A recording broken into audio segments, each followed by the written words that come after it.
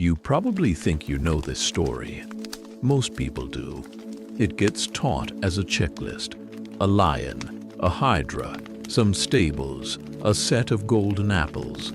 12 tasks, ticked off one by one, ending in a man standing on top of the world with a lion's pelt over his shoulders. It's the version that fits on a coin. It's the version carved into temple friezes where the hard part is already over, and all that's left to commemorate is the winning. Here's what that version leaves out. Before there were 12 labors, there was one act so unbearable that the labors themselves were not the real story. They were the punishment. They were a court sentence handed down by a god to a man who had done something no strength in the world could undo, and who chose every single day for the rest of his life to keep living anyway. That's the part nobody puts on the coin. This is the story of Hercules. Not the strongest man who ever lived, though he was that too, but the man who was hated by a goddess before he had even drawn his first breath for a crime that was never his. A man who spent his whole life trying to outrun a grudge that had no bottom to it, and who found, in the end, that the only way out of it wasn't strength at all. We're going to start at the very beginning, before the lion, before the hydra, before even his name was his own, before he was anything but a heartbeat inside a woman who had no idea what had actually been done to her. Settle in. This is going to take a while, and that's exactly how it should be told. Chapter 1. A Child Mocked. There is a night in Thebes, long before anyone called it ancient, when the sun simply does not rise on schedule. Nobody in the city notices it first. Dawn is a slow thing, even when it's behaving itself. A few extra minutes of dark barely register to a farmer already annoyed at his oxen, or a fisherman already annoyed at his nets, or a baker who has already been awake for hours and has stopped noticing the sky at all. But the priests notice. The priests always notice, because noticing the sky is their entire job, their whole reason for existing inside the temple walls. And this particular morning, the sky is wrong in a way that makes the oldest of them go very quiet and very still, the way old men go still when they recognize something they've only ever read about in older, stranger texts. The sun is late because Zeus has asked the sun to be late. Not begged, asked the way a king asks, which is to say told, and the sun, being a servant of Olympus, whether it likes the arrangement or not, obliges without complaint the way the sun always obliges, because the sun has never once in its long existence been given the option of refusal. 3 nights are stitched together into one long night, and in that stretched darkness, in the palace of Thebes, Zeus comes to a woman named Alcmene, wearing the face of her own husband. Her husband, a general named Amphitryon, is away at war, has been for weeks, fighting a campaign against a neighboring people who had wronged her family, a war he'd sworn not to return from until it was properly finished. She knows this the way a wife knows the shape of an empty side of the bed, knows the particular cold of the sheets on his side, knows the specific silence of a house missing one set of footsteps. So when a man who looks exactly like Amphitryon walks through her door in the middle of this impossibly long night, moving the way her husband moves, speaking with her husband's voice, laughing at something in that low, unhurried way that is entirely, specifically his, she has no reason in the world to doubt him. Why would she? The evidence in front of her is total. He tells her in careful detail about the final battle, the exact terrain, the names of 2 soldiers who died there, small private jokes only the 2 of them would ever have shared about the general's own vanity regarding his beard. The deception is not clumsy. It is not a costume thrown over a stranger. It is a god wearing a marriage the way another man might wear a well-fitted coat, and Alcmene, who loves her actual husband very much and has missed him with the specific ache of a new bride separated too early by war, spends that long night believing, completely and without one flicker of doubt that she is loving him. She is not. This detail matters more than it seems to, so sit with it a moment before the story moves past it, because it is the whole shape of everything that follows.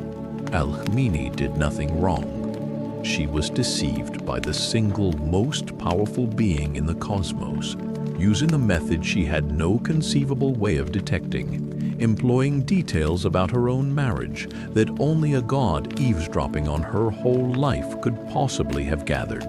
And yet, and this is the shape of the entire story you're about to hear, the shape it will keep returning to again and again, the consequences of that night will not land on Zeus.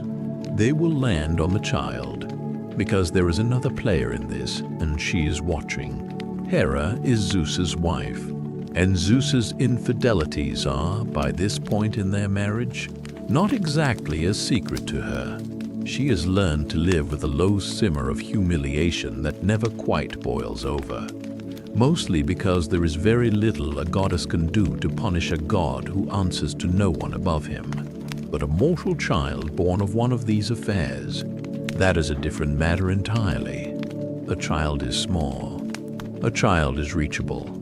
A child cannot fight back, and a child cannot be protected forever, no matter how much a father loves it. From a distance, he never bothers to close.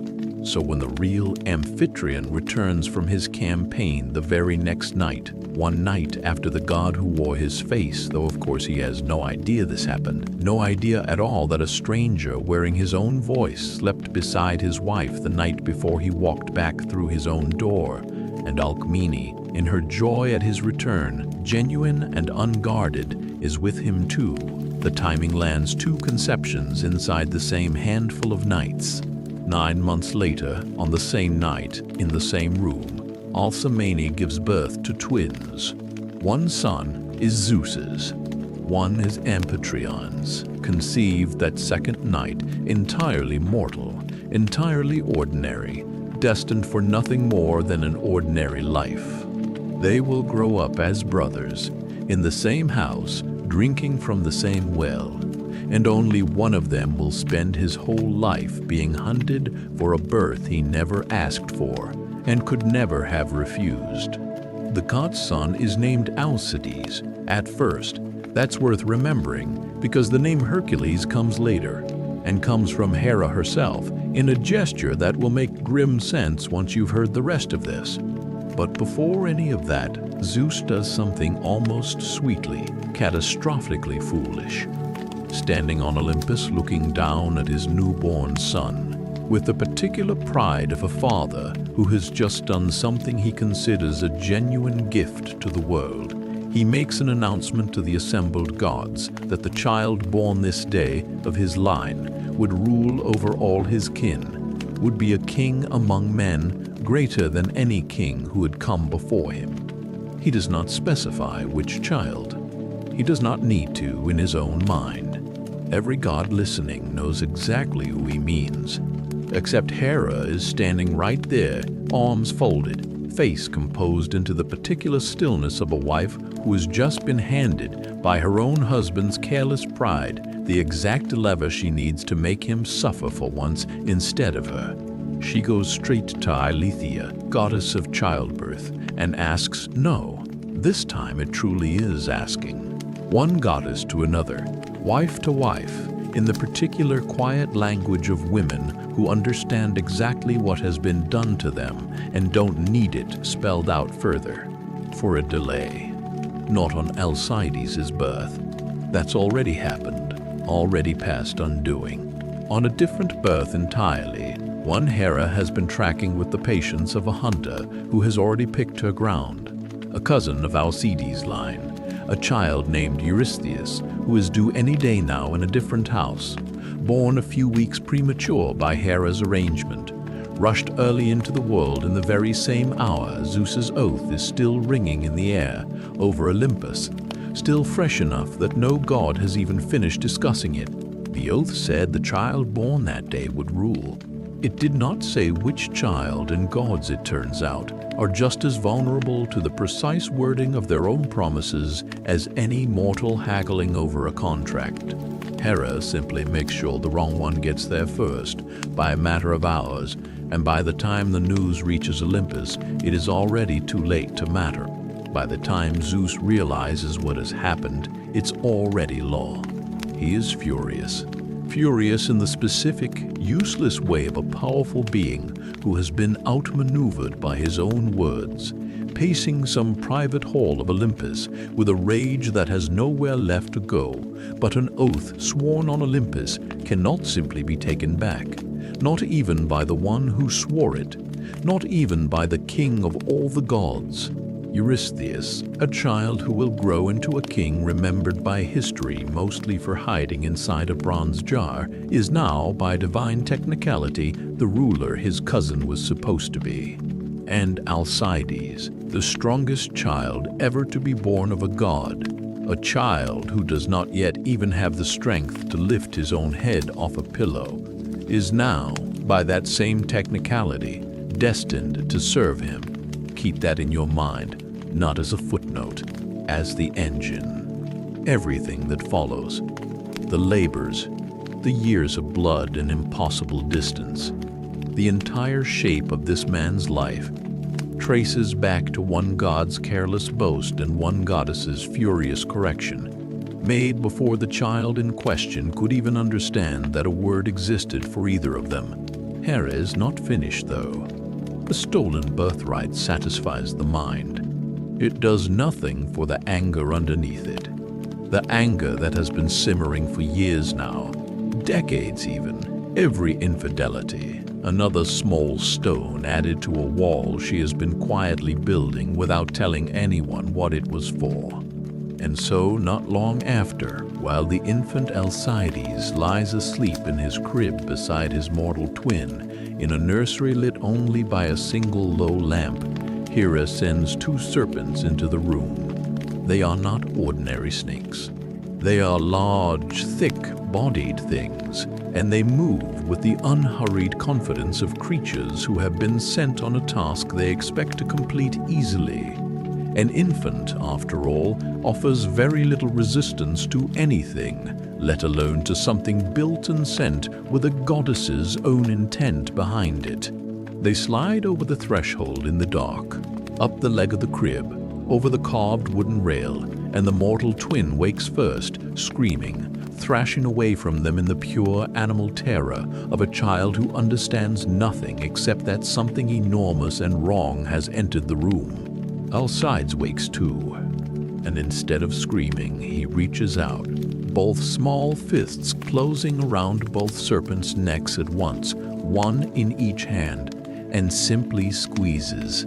When Alcmene and Amphitryon burst into the room, drawn by the other twins screaming, weapons half drawn, expecting an intruder or a fire or some other ordinary domestic disaster, they find no attacker at all. They find an infant sitting up in his crib, entirely calm, holding two dead snakes, one in each fist, examining them with the mild curiosity of a child who has been handed a new toy and is trying, without much urgency, to work out what it does. It should be a triumphant image. In some ways it is. The story gets told and retold across Thebes within days. The miracle child who strangled Hera's own serpents in his crib before he could even speak a word. But sit with what it actually confirms underneath the myth-making that will grow up around it for the rest of his life. That Hera has already tried once, this early, this openly, to end this child's life before he could grow old enough to understand why anyone would want him dead. And that the attempt failed only because the child was, even as an infant, stronger than anything sent against him. That's not comfort, that's a preview. He grows the way you'd expect. Fast, enormous, visibly stronger than every other child around him at every stage of childhood, and increasingly aware in the vague, half-formed way children become aware of things, that he is different in some way he doesn't have language for, yet some way that makes the other boys watch him carefully, even when they're laughing with him, some way that makes grown men glance twice at his hands. His tutors are chosen from among the best in Thebes, a wrestling master who quickly runs out of holds that work on him, an archery instructor whose own bow the boy eventually outgrows, a driver who teaches him chariots on a track built wide enough for a team of horses that has never once thrown him. And because a proper education in this era means more than muscle, a man named Linus is brought in to teach him the lyre. Linus is patient at first. Most tutors are with a student this obviously gifted in every other respect. Surely, the thinking goes, a boy who can already out-wrestle grown men will simply need a little longer to master an instrument the way any prodigy sometimes stumbles on the one skill that doesn't come naturally. But the lyre is not strength. The lyre requires a kind of stillness, a fineness of control in the fingers that has nothing whatsoever to do with how hard you can grip something. And the boy, not yet called Hercules, still simply Alcides, still just a very large, very frustrated child, sitting on a low stool with an instrument he cannot make behave, struggles with it in a way nothing else in his life has ever made him struggle. He breaks 2 strings in a single afternoon simply from the tension of his own hands. One afternoon, Linus corrects him, sharply.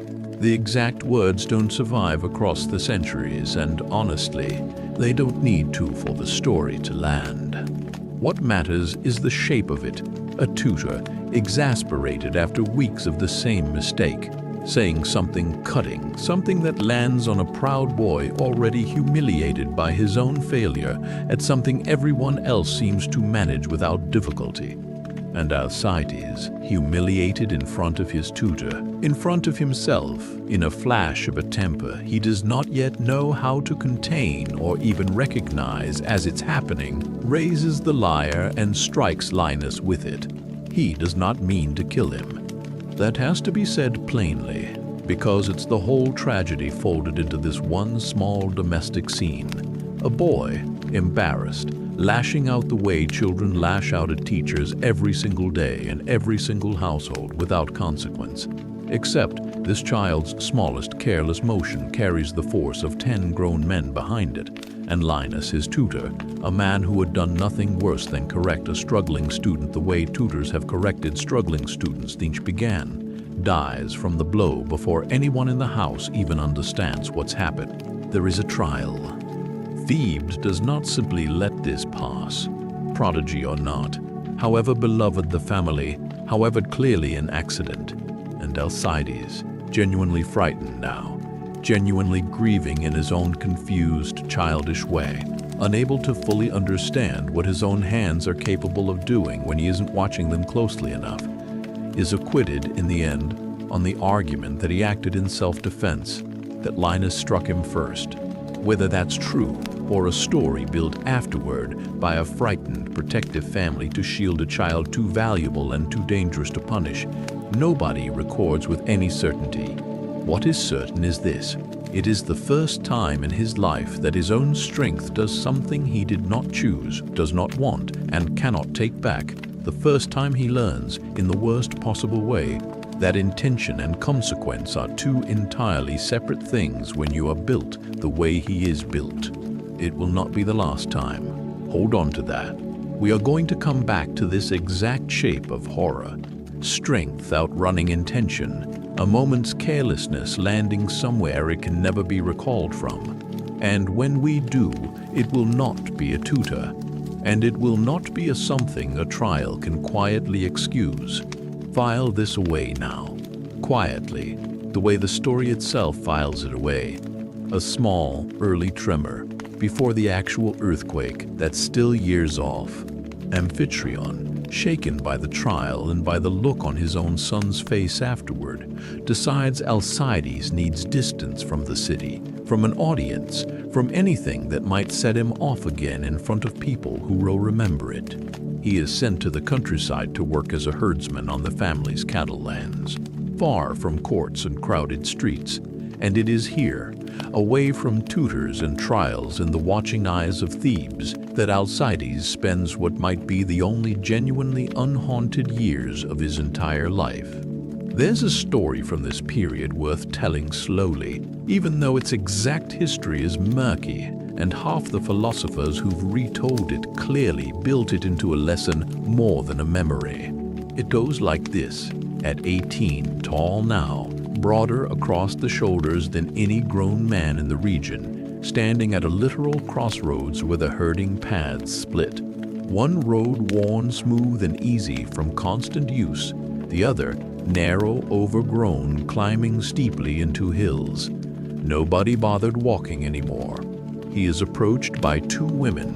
One is beautiful in an easy, immediate way, dressed richly, jewelry catching the light even out here in open country, offering him a life of pleasure with no cost attached, no labor, no difficulty, just comfort laid out in front of him for the taking, described in soft, patient detail, feasts without the hunting, warmth without the walking, love without ever once having to earn it.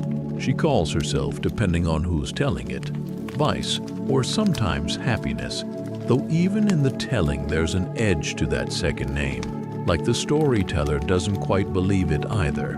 Like even the word itself is slightly ashamed of what it's offering. The other woman is dressed plainly, road dust already on the hem of her clothes as though she's walked a great distance simply to be standing here. She offers him nothing easy at all.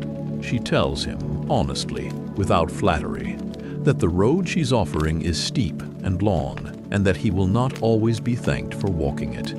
That great things are only made great by the difficulty of getting them. That the gods themselves place effort in front of everything worth having as the actual price of it, and that most people, given the choice at this exact crossroads, take the easier road without a second thought and never once regret it, or at least never admit that they do.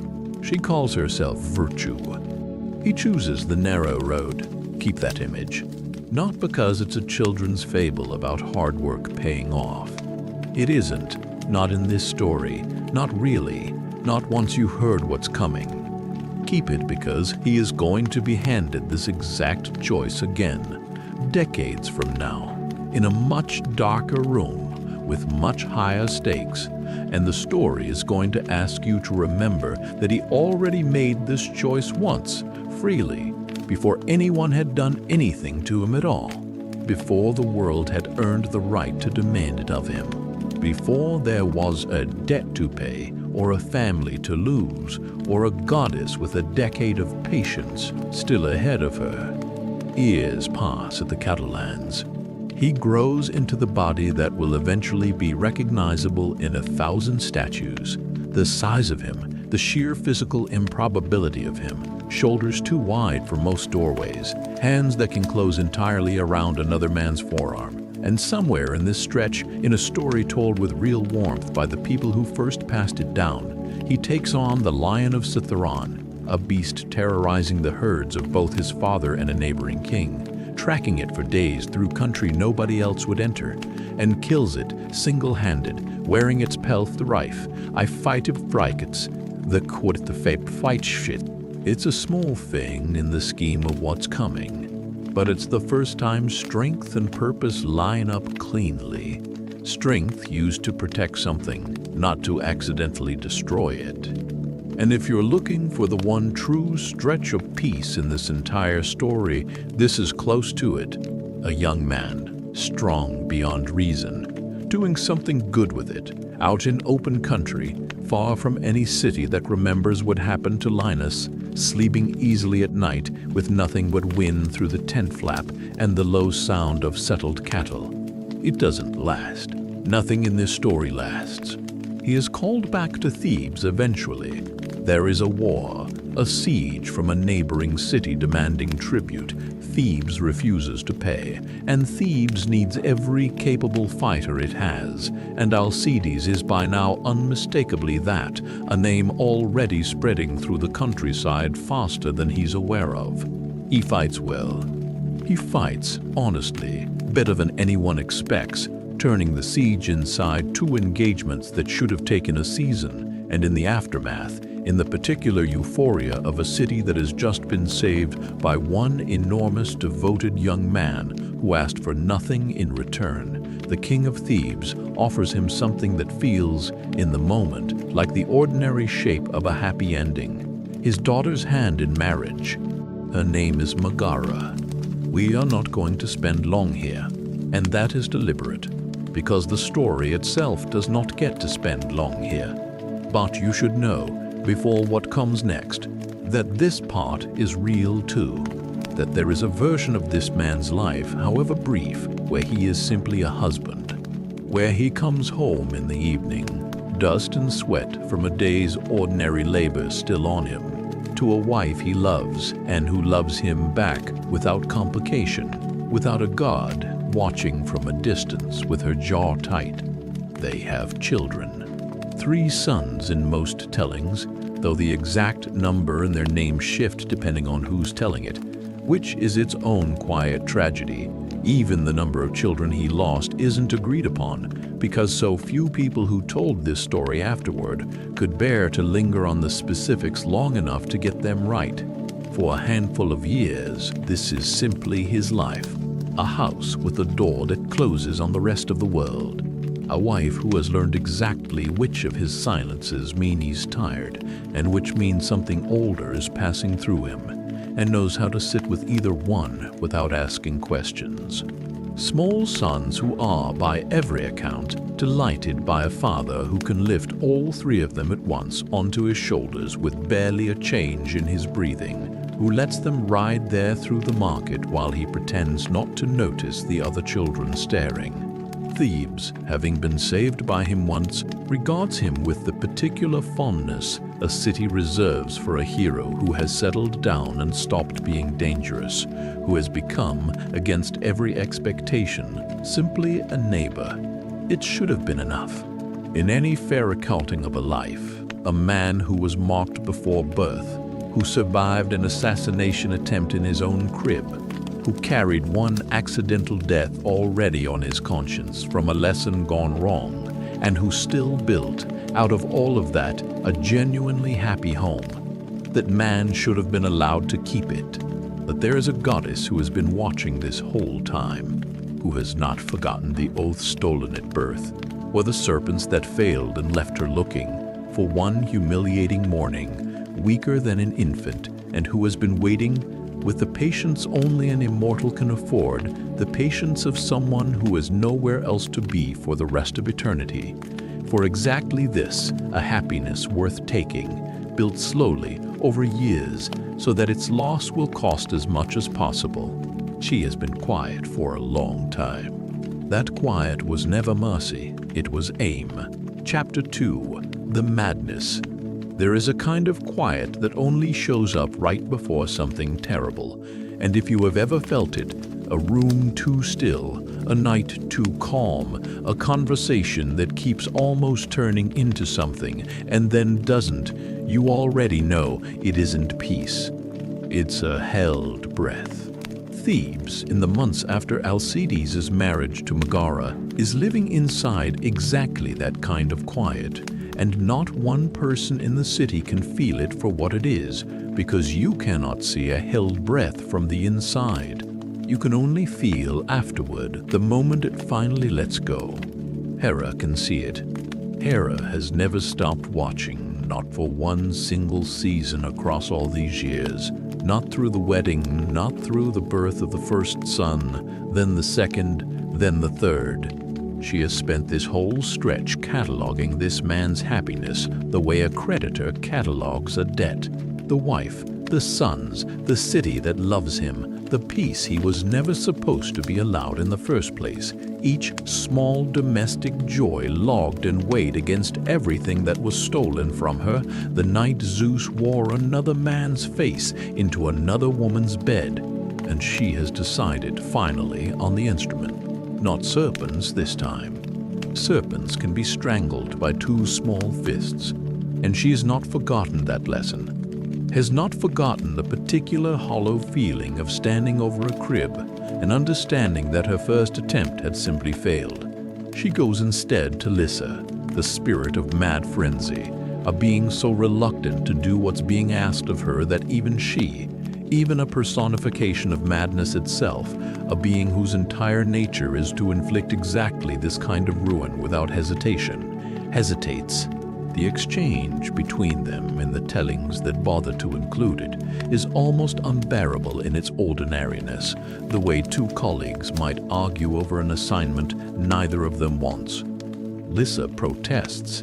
She says, more or less, that this man has done nothing to deserve what Hera is asking. That madness is usually sent as a punishment for real transgression, a genuine crime against gods or men, some act that has earned the wrath being called down on it. This is not that.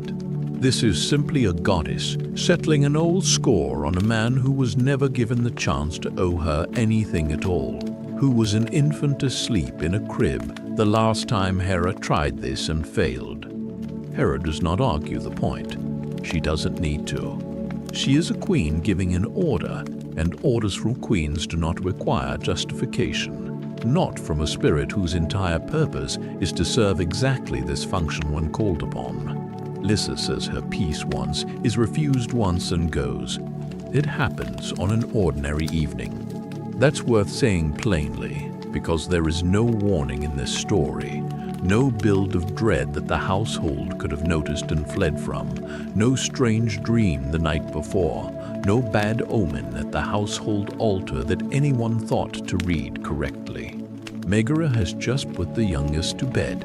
The two older boys are still awake, playing some game with a set of carved wooden animals near the hearth, and Alcides is sitting nearby, close enough to reach out and correct a piece when one of them tries to cheat, laughing at something one of them has just said. And then, in the space of a single breath, something not his own is poured into him, and the man who existed a moment before is simply gone, replaced by something wearing his exact shape and carrying his exact strength, with none of his mind attached anywhere to steer it. We are not going to walk through what happens next in the kind of detail some other tellings indulge in. What matters, what the story actually needs you to carry forward, and nothing more than this, is that when it is over, when whatever had taken hold of him finally releases its grip as suddenly as it arrived, Alcides comes back to himself, standing in the wreckage of his own house, and his wife and his sons are dead. By his own hand, in a fog he has no memory of entering, and no ability to explain to himself or to anyone else who would have asked if he does not understand at first what he is looking at. There is a particular kind of horror that arrives too large for the mind to process all at once, and it comes in pieces instead. The silence where there should be his sons' voices, a stillness in the room that his body understands as wrong before his mind will let him understand why. The wooden animals still scattered across the floor exactly where the game left them, undisturbed, as though the last few minutes of an ordinary evening are still sitting there waiting for a child's hand that isn't coming back to move them. And then it lands. All of it, at once, the way a held breath finally breaks. There is no version of this story, not one, in any telling, from any century, where he did this on purpose. Not one where there was a version of him, however briefly, who wanted it. That has to be said as plainly as the crime itself, because everything about what happens for the rest of his life depends on that distinction being true, and on almost nobody, including him, being able to actually hold on to it for very long before the weight of what happened crushes the distinction flat anyway. He tries in the first raw minute to end his own life. It's his friend, in some tellings Theseus himself, in others simply members of the household arriving in time, who keeps him from succeeding, pulling the blade from his own hand with a strength that, for once, is not the deciding factor in the room. Grief has hollowed him out enough that even ordinary men can hold him back. For now, for this one terrible morning, and once the immediate danger passes, once he is restrained enough, or simply broken enough, to not try again in that first hour. What's left is not relief. It's a life that has to somehow continue anyway, carrying this every single morning from now on, whether he wants it to or not. There is a stretch of days after. The story doesn't like to linger here, and neither does he, not in any telling that survives. But it happened, and it deserves at least a few honest lines before we move past it. He does not speak. Not to Thespius, who takes him in first out of the debt owed from years earlier. Not to the priests who come to purify the house. Not to anyone who tries gently to ask what he remembers.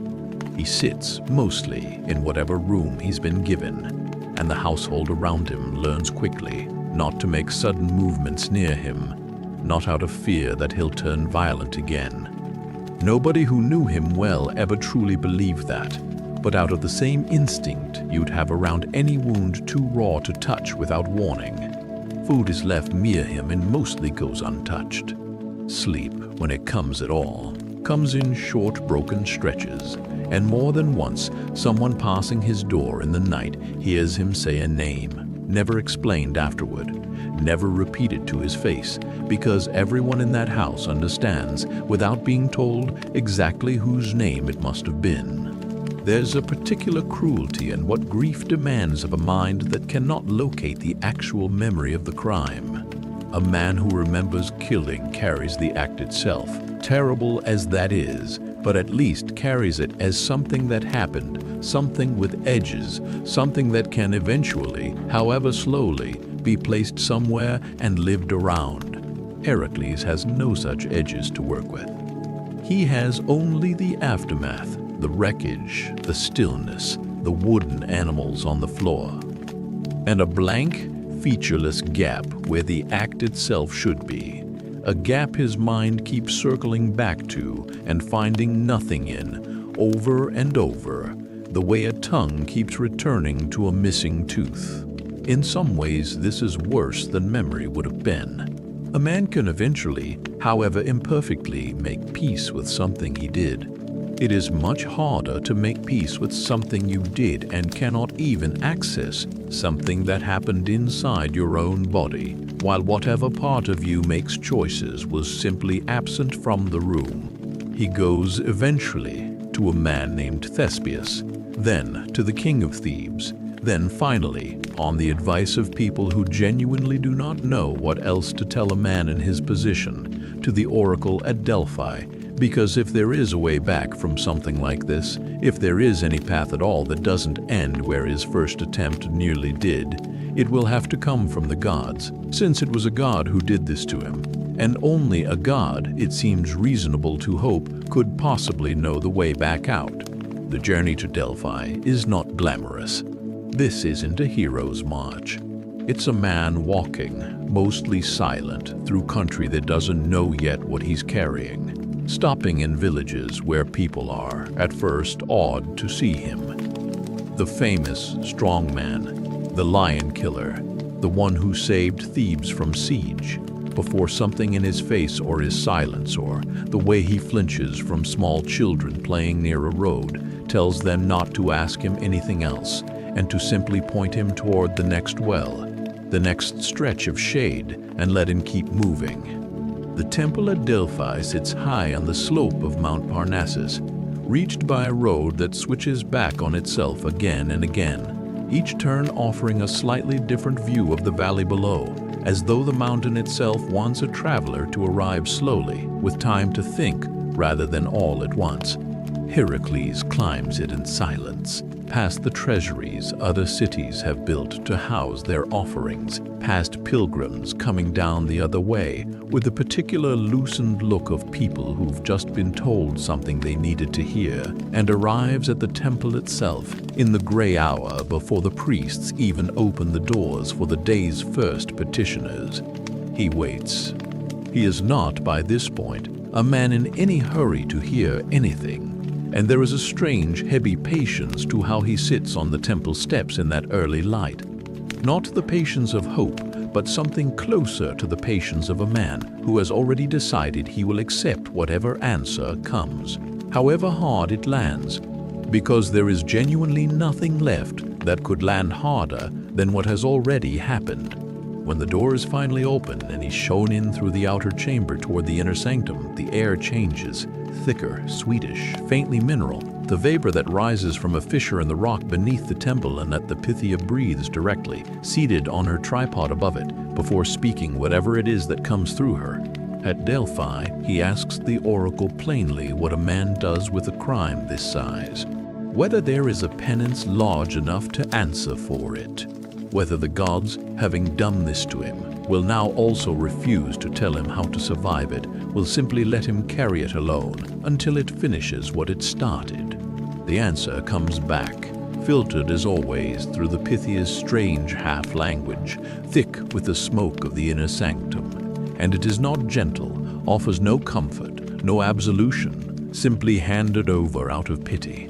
It tells him to go to Tiryns, to serve a king there named Eurystheus, the same cousin, remember, who was born early by Hera's arrangement, who stole a birthright before either of them could walk or speak a single word, for a period of years, performing whatever labors that king should set him. Complete them, the oracle says, and there is a path back to something like grace. Refuse or fail, and there is none.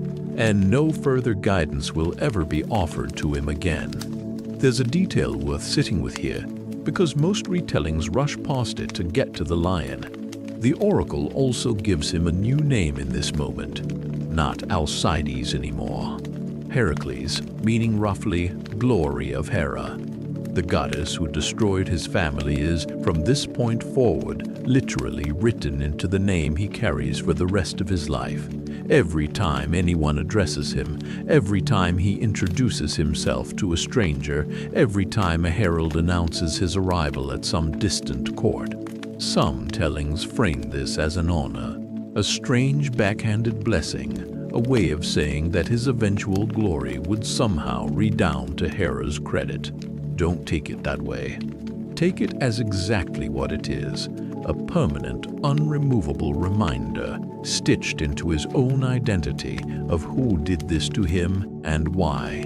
He will spend the rest of his life being called to his face by the name of the goddess who murdered his children. Will answer to it in marketplaces and courts and battlefields. Will hear children shout it admiringly at him in the street, without any of them knowing what the name is actually built from. And he will answer to it every single time, because there is no other name left for him to be.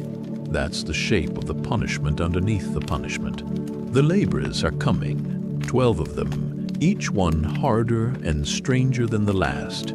Each one a story people will tell for thousands of years around, fires much like this one. But underneath every single one of them is this: a man walking toward Tiryns, newly named, carrying the grief with no bottom, choosing the way he chose the narrow road once, at a crossroads, when he was 18 and none of this had happened to him yet, to keep walking anyway. He arrives at Eurystheus' court a few weeks later, road-worn, quieter than the stories about him would suggest. The king, who has spent his entire life in the shadow of a cousin stronger and more beloved than he will ever be, a resentment older than either of them likely realizes, going all the way back to a birth stolen by a goddess's convenience rather than any merit of Eurystheus' own, looks at the broken, enormous man kneeling in front of him and understands, with the particular relief of the small, frightened person suddenly handed real power over someone larger than himself, exactly what he has just been given. He does not waste the opportunity. There is a lion, Eurystheus says, from a comfortable distance, voice carrying a lightness he clearly enjoys, in the hills near Nemea. It has been killing shepherds for years. No weapon anyone has tried has so much as scratched it. He says it almost casually, the way a man says something he expects to be someone else's problem forever, someone else's death to arrange from the safety of a throne room. Hercules rises, says nothing, and leaves the throne room to go kill it.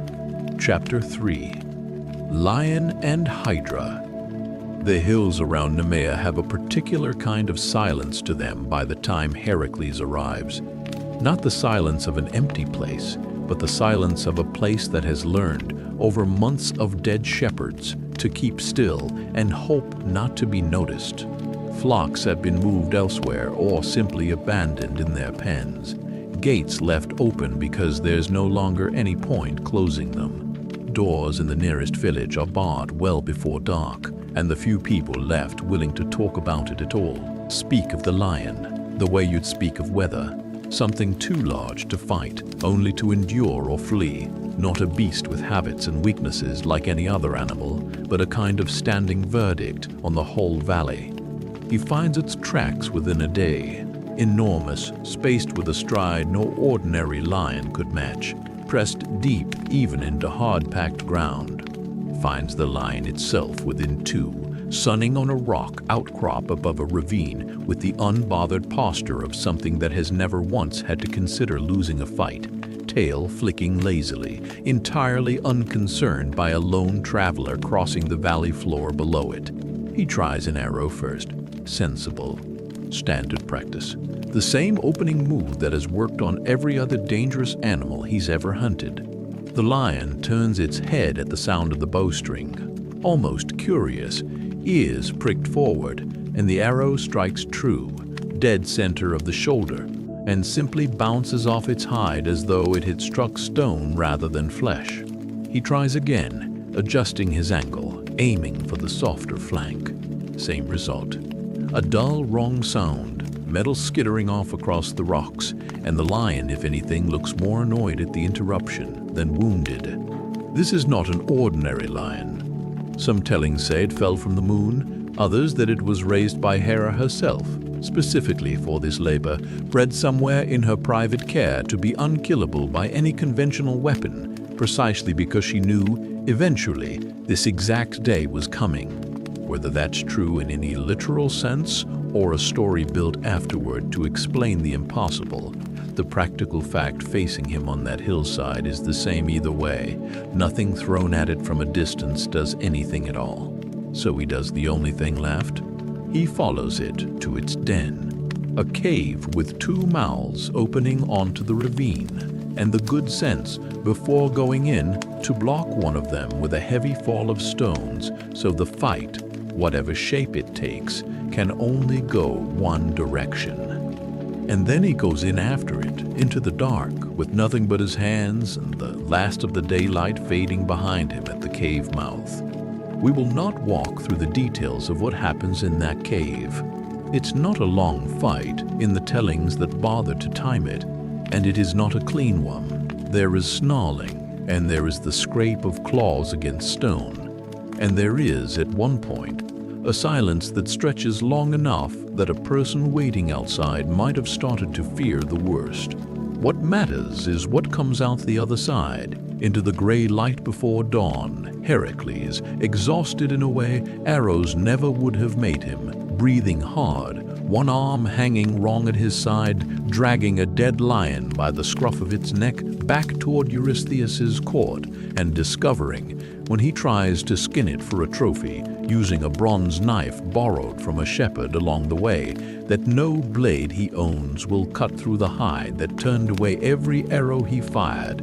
It's the lion's own claw that finally does it. There's something almost too neat about that detail. The only thing sharp enough to open the lion is the lion, and yet it's the detail every version of the story keeps, because it's simply true to the shape of the whole labor. The only way through an impossible problem is often something the problem itself was carrying the entire time. If you're patient enough and beaten down enough by the first 10 failed attempts to notice it. He wears the pelt from this day forward.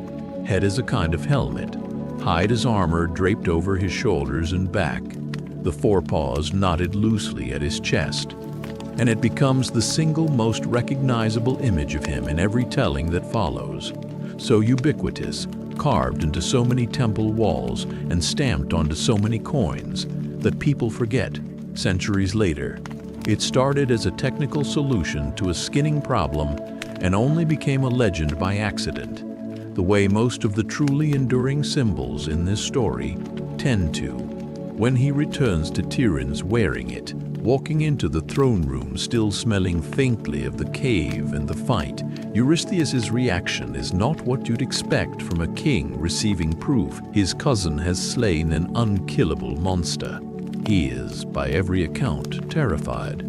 Genuinely physically terrified, enough that he has a large bronze storage jar sunk into the floor of his throne room not long after this, deep enough for a grown man to stand in with only his head showing, and from this point forward, whenever Hercules returns from a labor, the king receives the news of it while hiding inside the jar, shouting instructions to a herald standing at a safe distance rather than risk being in the same open room as the man he keeps sending to die. And who every single time, walking back through the door instead. Hold on to that image. It's going to come back, and every time it does, it's funny in exactly the way that makes the rest of this story bearable. A king so afraid of the man he's supposed to be punishing that he can no longer stand to look at him, reduced to conducting an entire kingdom's business from inside a large ceramic pot. There's a quieter scene worth including here, one that doesn't survive in every version but appears often enough in the older sources to be worth keeping. The days between the lion and the hydra, when he passes through a small settlement on the road south and is taken in for the night by a man named Molocchus, whose only son had been killed by the very lion Hercules has just slain. Though neither of them knows that connection at first, Molocchus offers what little hospitality he has: a thin stew, a place by the fire, an apology for having so little to give a guest of his obvious standing. And it's only part way through the evening, watching the stranger's hands, scarred and enormous even at rest, that the older man puts together who exactly is sitting at his table. He doesn't ask for anything, doesn't demand vengeance be spoken aloud, doesn't make Hercules perform grief on his behalf the way grieving people sometimes ask strangers to. He simply sits with him a while longer than he otherwise would have, and in the morning, before Hercules leaves, tells him plainly that he intends to sacrifice a ram to Zeus in thanks, not knowing, or perhaps not caring, that the man across the fire from him is Zeus's own son, carrying the debt to that same god that no ram is ever going to settle. It's a small human moment tucked between two monsters, and it's worth keeping precisely because there are so few of them left in what's coming.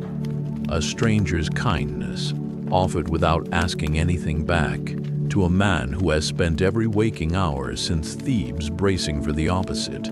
The second labor takes him to the marshes of Lerna, a low, foul-smelling stretch of wetland where a creature called the Hydra has been killing livestock and poisoning the local water with its breath alone. A serpent with many heads, the exact number shifting depending on who's counting. Some say 9, some say more, one of which everyone agrees without exception cannot be killed by any means at all, mortal or divine. He does not go alone this time. His nephew, Iolaus, drives the chariot and stays close through the whole approach. And it's worth saying plainly here, before the labors get stranger and lonelier, this is one of the very few points in the whole story where Hercules has real company, someone at his side who chooses to be there and isn't being coerced by an oracle or a debt or a king's cowardly decree. They make camp the night before near the marsh's edge, and there's a small human detail worth keeping. Iolaus checking over the chariot's wheels one more time by firelight, not because they need it, but because it gives his hands something to do while they wait for morning, and Hercules, watching him do it, says nothing, but seems, for a while, a fraction less alone than he has been in every labor before this one. Keep that detail. It matters more later, by contrast, once the isolation properly sets back in. The first head comes off easily enough in the morning fight. A single stroke, the kind of clean kill that would end the fight against nearly anything else in the world. Except where one head was, two grow back in its place almost instantly, faster than the wound can even finish bleeding, hissing and snapping before the first stump has properly closed, and Hercules understands, standing in marsh water up to his knees with a creature now visibly larger than when he started, sweat and marsh mud soaking through everything he's wearing. That brute force alone is going to lose this fight through simple, grinding arithmetic. 2 heads for every one he arithmetic. 2 heads for every one he removes. An enemy that kites at Hera watching. Because of course she is watching. She has not stopped watching once in this entire story. Not for one single labor sends a giant crab up out of the marsh to help the Hydra, snapping at his heels while he fights. One more small cruelty layered onto an already impossible task, timed for the exact moment his footing is worst. He crushes it underfoot without much difficulty, barely breaking stride. It's a footnote in most versions, but it tells you something true about the scale of what he's up against. Even the reinforcements sent to overwhelm him aren't really the threat here. The Hydra's own biology is, and biology doesn't tire the way an enemy tires. It's Iolaus who solves it, not Hercules, worth noting plainly, because so much of this story gets told as though he solved everything alone with nothing but strength, and it flatly isn't true, not here. Iolaus takes a burning branch from a torch they'd carried down to the marsh's edge, and the instant Hercules severs each head, sears the open stump before it can regrow, the hiss of it audible even over the sound of the fight, smoke rising thick off the wound before another one can begin to form. Wound, then fire, head after head. The 2 of them working in a rhythm that has to be near perfect to keep working at all, until finally only the one immortal head remains, thrashing, unkillable, unwilling to stop even with every other part of the creature already reduced around it. And that one, Hercules simply severs and buries under an enormous boulder hauled up from further along the marsh, not killed, exactly. Since it cannot be killed by anyone or anyone, would end it all the sapy digging for it. He dips his arrows in the Hydra's blood before he leaves, working carefully at the marsh's edge with strips of cloth wrapped around his hand. This is presented in the moment as simple practicality. The blood is lethally poisonous, and poisoned arrows are a formidable thing to carry into the labors still ahead, an obvious advantage any sensible fighter would want. It reads, in the telling, like a small, clever bit of foresight, barely worth lingering on. It is not a small detail. Hold on to it the way you would hold on to a debt you don't yet know you owe. Everything this man does in this chapter to survive is going to matter again, decades from now, in a much quieter room, in a way none of the people watching him right now, least of all him raced to wrapping the cloth tight around his uncle's hand and telling him to be careful with it, could possibly see coming. When he returns and reports the labor complete, Eurystheus, from inside his jar, predictably, voice echoing slightly against the bronze, refuses to count it. Iolaus helped, the king points out. The labor was meant to be done alone, by Hercules and Hercules only, and any assistance, however small, however necessary, disqualifies it entirely. It's a small petty ruling from a small petty man, and it accomplishes nothing except adding one more labor to the total and confirming plainly what kind of king Hercules is actually serving. Not a just one, not even a particularly clever one, just a frightened man hiding in a jar, finding whatever technicality he can reach for to make the suffering last one labor longer than it needed to, purely because he can. Hercules says nothing. There is, by this point, very little left to say to a man like that. He simply turns and goes to find out what's next. Chapter 4. Beasts and a King's Cowardice. Not every labor is a monster you can simply outfight. That's the lesson of the third one, and it's a slower, stranger lesson than the first 2, the kind that takes longer to teach and leaves less to show for it afterward, besides a change in the man doing the learning. The Ceryneian hind is not dangerous. That's the whole difficulty of it. It's a deer, golden-horned, astonishingly fast, sacred to Artemis, said to be one of 5 such deer that once outran the goddess's own hunting dogs. And Eurystheus, casting around for something that isn't simply go kill another monster, lands on this instead precisely because he suspects it might be worse. A task where the target has done nothing wrong, where the goddess who loves it is watching closely, and where success and failure both risk making Hercules into someone's enemy through no fault of the deer's at all. It is, in its own quiet way, one of the crueler labors Eurystheus devises, precisely because it isn't cruel in any obvious sense. He chases it for a year.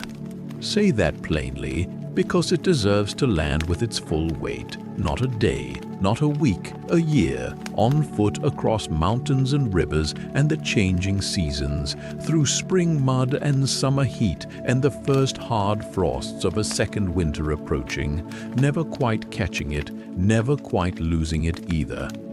Through a kind of patient, grinding pursuit that has nothing in common with the 2 labors before it. There's no womb to cauterize here, no arithmetic to solve, no cave to corner anything in. Just distance and persistence, and a man who has already lost everything discovering that he is also, apparently, capable of simply not stopping.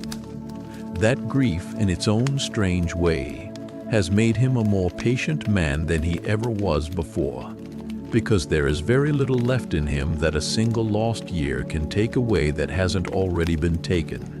There are nights on that chase, in the fuller tellings, where he loses the hind's trail entirely, for days at a stretch, and has to backtrack, has to sit still at a river crossing for 2-3 days running on nothing but instinct and the memory of which way the wind was blowing when he last caught sight of gold antlers through the trees. He grows leaner over that year, harder in the face, and the story notes, almost in passing, that this is the first labor where the change in him isn't visible in a wound or a trophy, but simply in the way he walks by the end of it. More deliberate, less like a man reacting to the world, and more like a man who has learned to simply outlast it.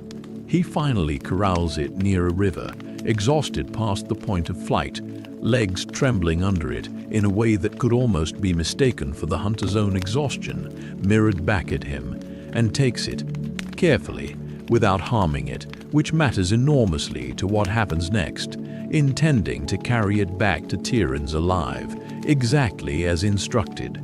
Artemis finds him before he's gone very far.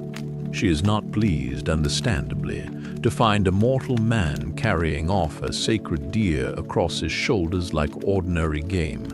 And for a moment, the entire labor threatens to end, not with Eurystheus's approval, but with a goddess's arrow already half drawn. Hercules does the only thing that could possibly work here.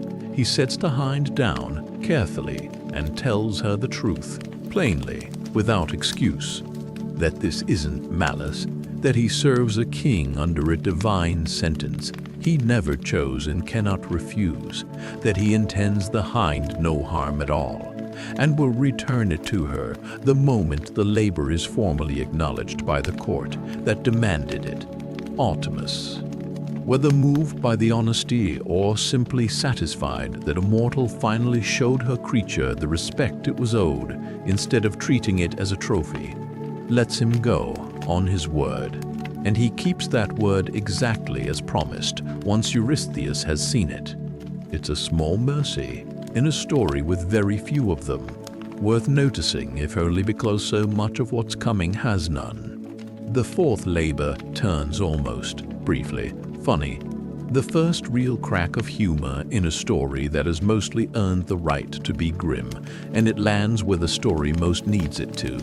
The Erymanthian boar is a genuine monster, tusked and enormous, terrorizing a mountainside above the village of Posiphis, and Hercules tracks it through deep snow the same way he tracked the hind, driving it uphill until the drifts themselves work against it, exhausting it, and finally traps it, alive, intending, as instructed, exactly as with the hind, to bring the whole beast back to Tiryns rather than simply killing it in the mountains and being done with it. He carries it into the throne room himself, still snorting, still furious, legs bound but very much alive and very much aware of everything happening around it.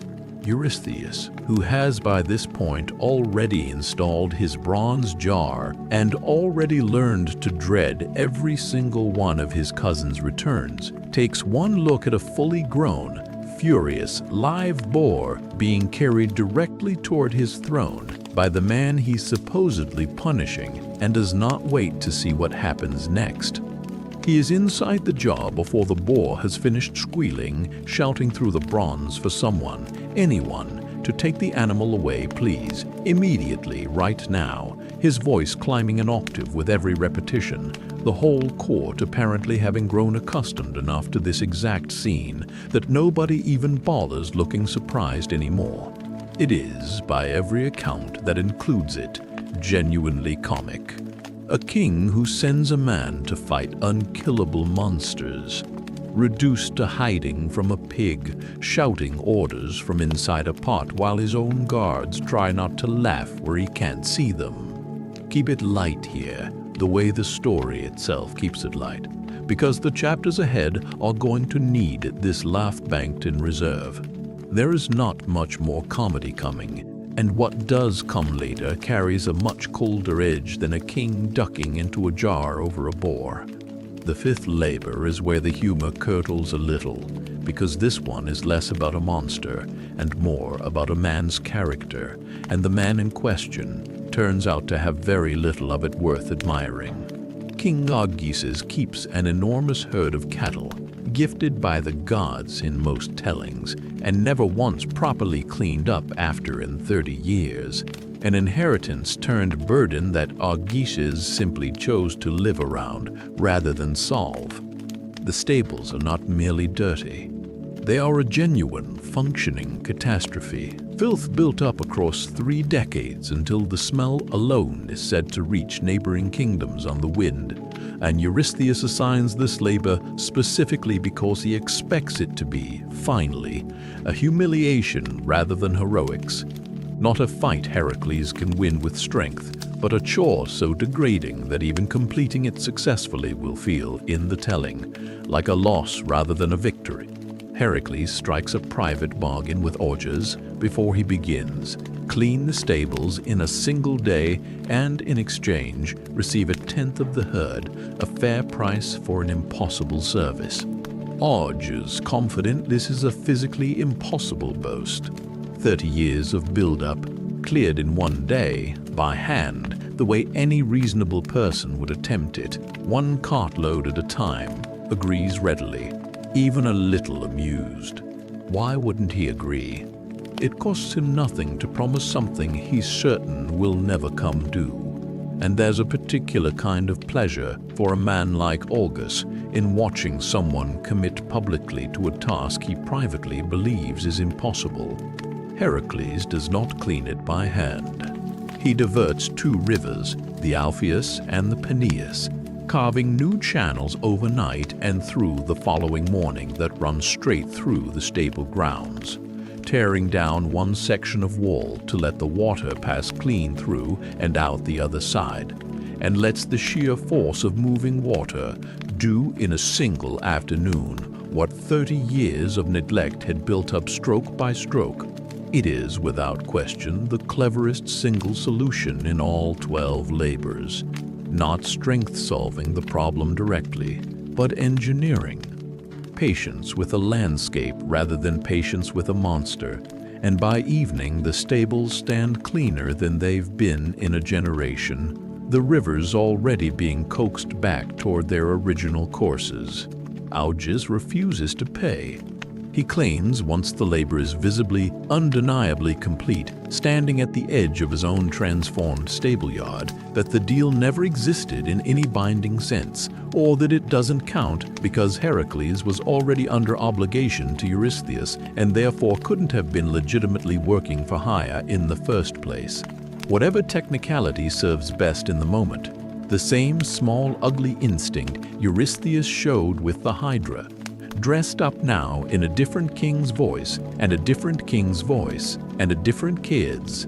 And Eurystheus, for his part, refuses to count the labor at all, on the grounds that Hercules was paid for it, or was meant to be, which somehow disqualifies it from counting as one of his required tasks, regardless of the plain fact that no payment ever actually changed hands, and both kings know it.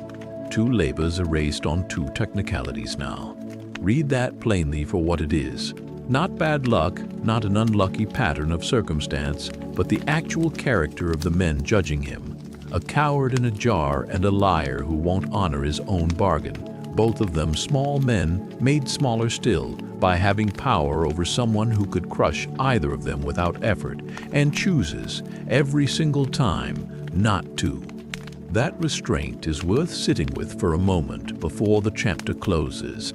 He could end both of these men in an afternoon without breaking a sweat, and no army either of them commands could stop him if he decided the debt collecting had gone on long enough. He doesn't. Whatever this penance is actually for, in his own mind, it is not for men like these to forgive him. And killing either of them wouldn't touch whatever it is he's actually trying to settle. He seems to understand, even now, this early into the labors, that the debt he's actually paying down was never owed to Eurystheus or Augeas at all. There's one more small exchange worth keeping from that day, easy to miss between the larger injustice of the unpaid bargain and the labor still ahead.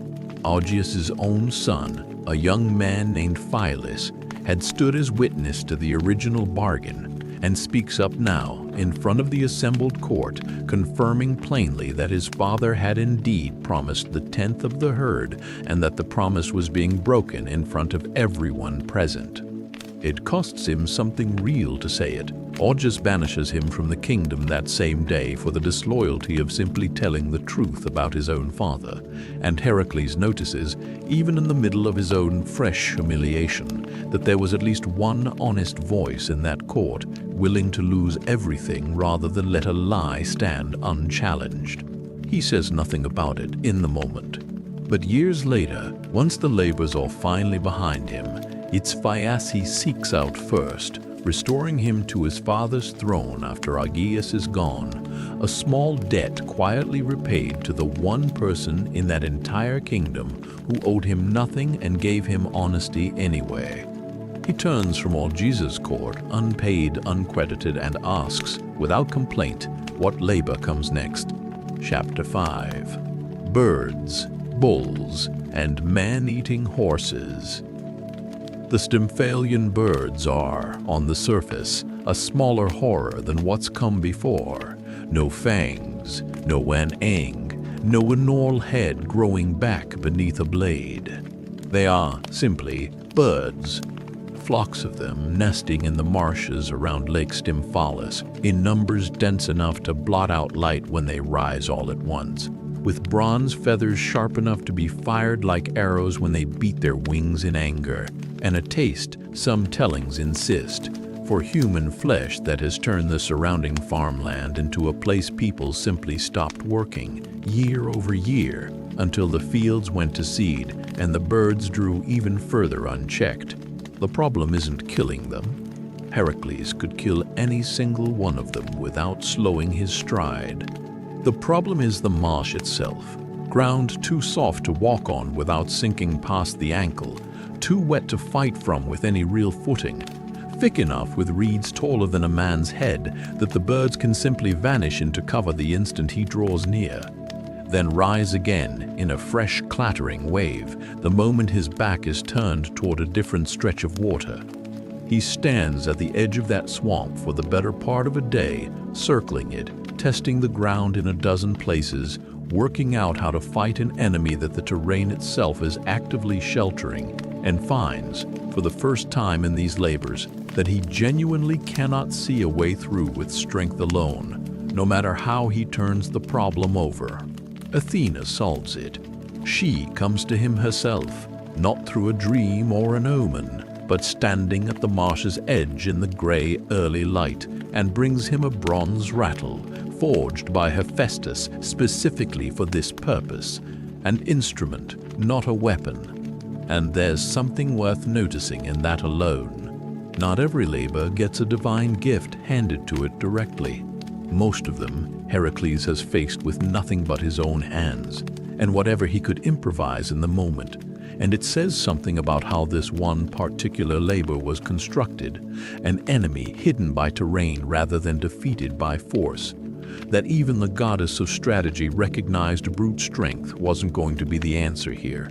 That this was a problem built for cleverness instead. He shakes it at the marsh's edge, and the sound, sharp, metallic, deliberately unbearable, carrying far further across open water than any human voice could, sends the entire flock up into the air at once, startled out of cover, in a single vast wave of bronze wings that darkens the whole sky above the lake for a moment, feathers catching what light there is and throwing it back in a hard metallic glint.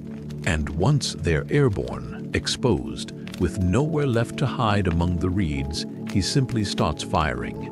Arrow after arrow pulled and loosed almost faster than the eye can track, until the sky over Stymphalus empties out and the marsh goes quiet again for the first time in longer than anyone living in the nearby villages can remember. The silence itself, when it finally arrives, almost as startling as the birds had been. There's a smaller detail worth keeping from the marsh before the story moves on, one that doesn't change the outcome but changes how you should picture it. For days afterward, the local villagers describe finding stray bronze feathers scattered across roofs and fields for miles around the lake, sharp enough to draw blood if handled carelessly. And for a full generation afterward, it becomes custom in that region to check a roof thatch each spring, before the birds' old nesting season would have come around, even long after everyone knows the bells were gone. Fear, it turns out, outlives the thing that caused it by a wide margin.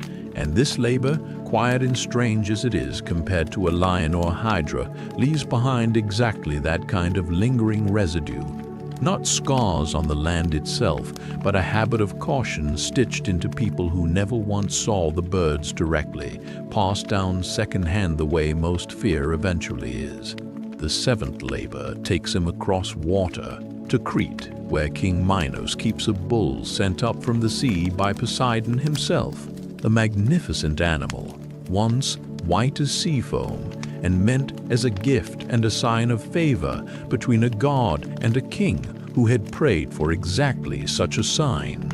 Minos, though, broke his end of an old bargain regarding it, choosing to keep the bull for his own herd rather than sacrifice it back to Poseidon as promised. And the bull, in a kind of divine punishment, layered on top of an already strange story, turned wild and violent as a result, rampaging across the island and, in some versions of the telling, breathing actual fire that burns fields wherever it passes. A living reminder to Minos of exactly what an unfulfilled promise to a god eventually costs. This labor, compared to what's come before, is almost brief. Hercules crosses to Crete, tracks the bull across country still scorched from its passing, and wrestles it into submission with his bare hands. A fight the story spends very little time on, mostly because by this point in the labors, wrestling something enormous into submission has stopped being the hard part of any given task, has become almost routine set against everything else he's already survived. What's actually notable is what he does afterward rather than killing it outright, which would have been the simpler ending. He carries it, alive, subdued, roped, and led the entire long journey by ship and then overland all the way back to Eurystheus, exactly as instructed, because the instructions never once change regardless of how reasonable killing the thing outright might seem. Eurystheus, predictably, wants nothing to do with it once it actually arrives, snorting and straining at its ropes in his own courtyard. He orders it released rather than kept anywhere near the palace, and the bull, freed near Marathon, goes on to become a genuine menace in its own right. In the countryside there, a separate later story entirely, eventually dealt with by a different hero altogether, years down the line. Worth noting only because it's one more small thread showing how little thought or care went into what Eurystheus actually did with each impossible thing Hercules handed him at such enormous cost. The suffering of catching it mattered enormously, took weeks of his life and real risk to his body. What happened to it afterward mattered to the king not at all, not even for a single afternoon. The eighth labor is the one where the story stops being able to keep its distance from him and asks something of the reader too.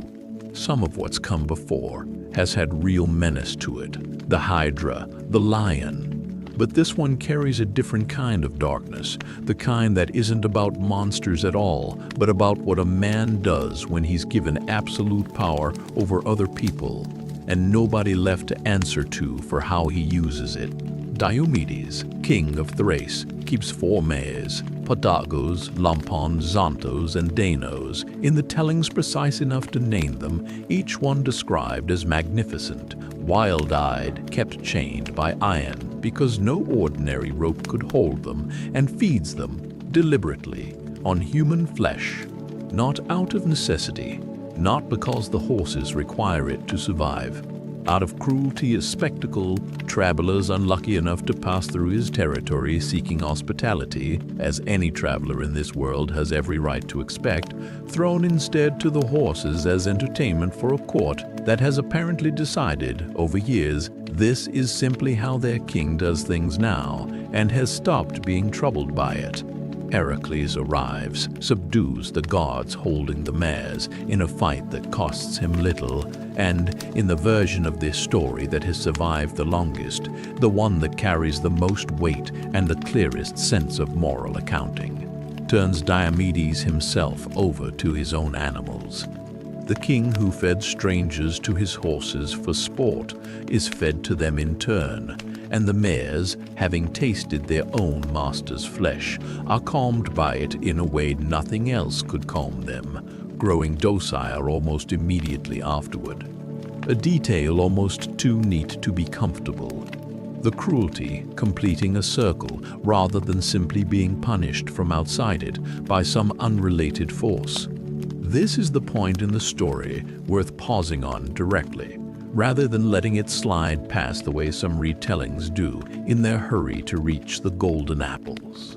Chapter by chapter, these labors have been sliding steadily darker, from a lion in a cave, to a hydra in a marsh, to a coward in a bronze jar.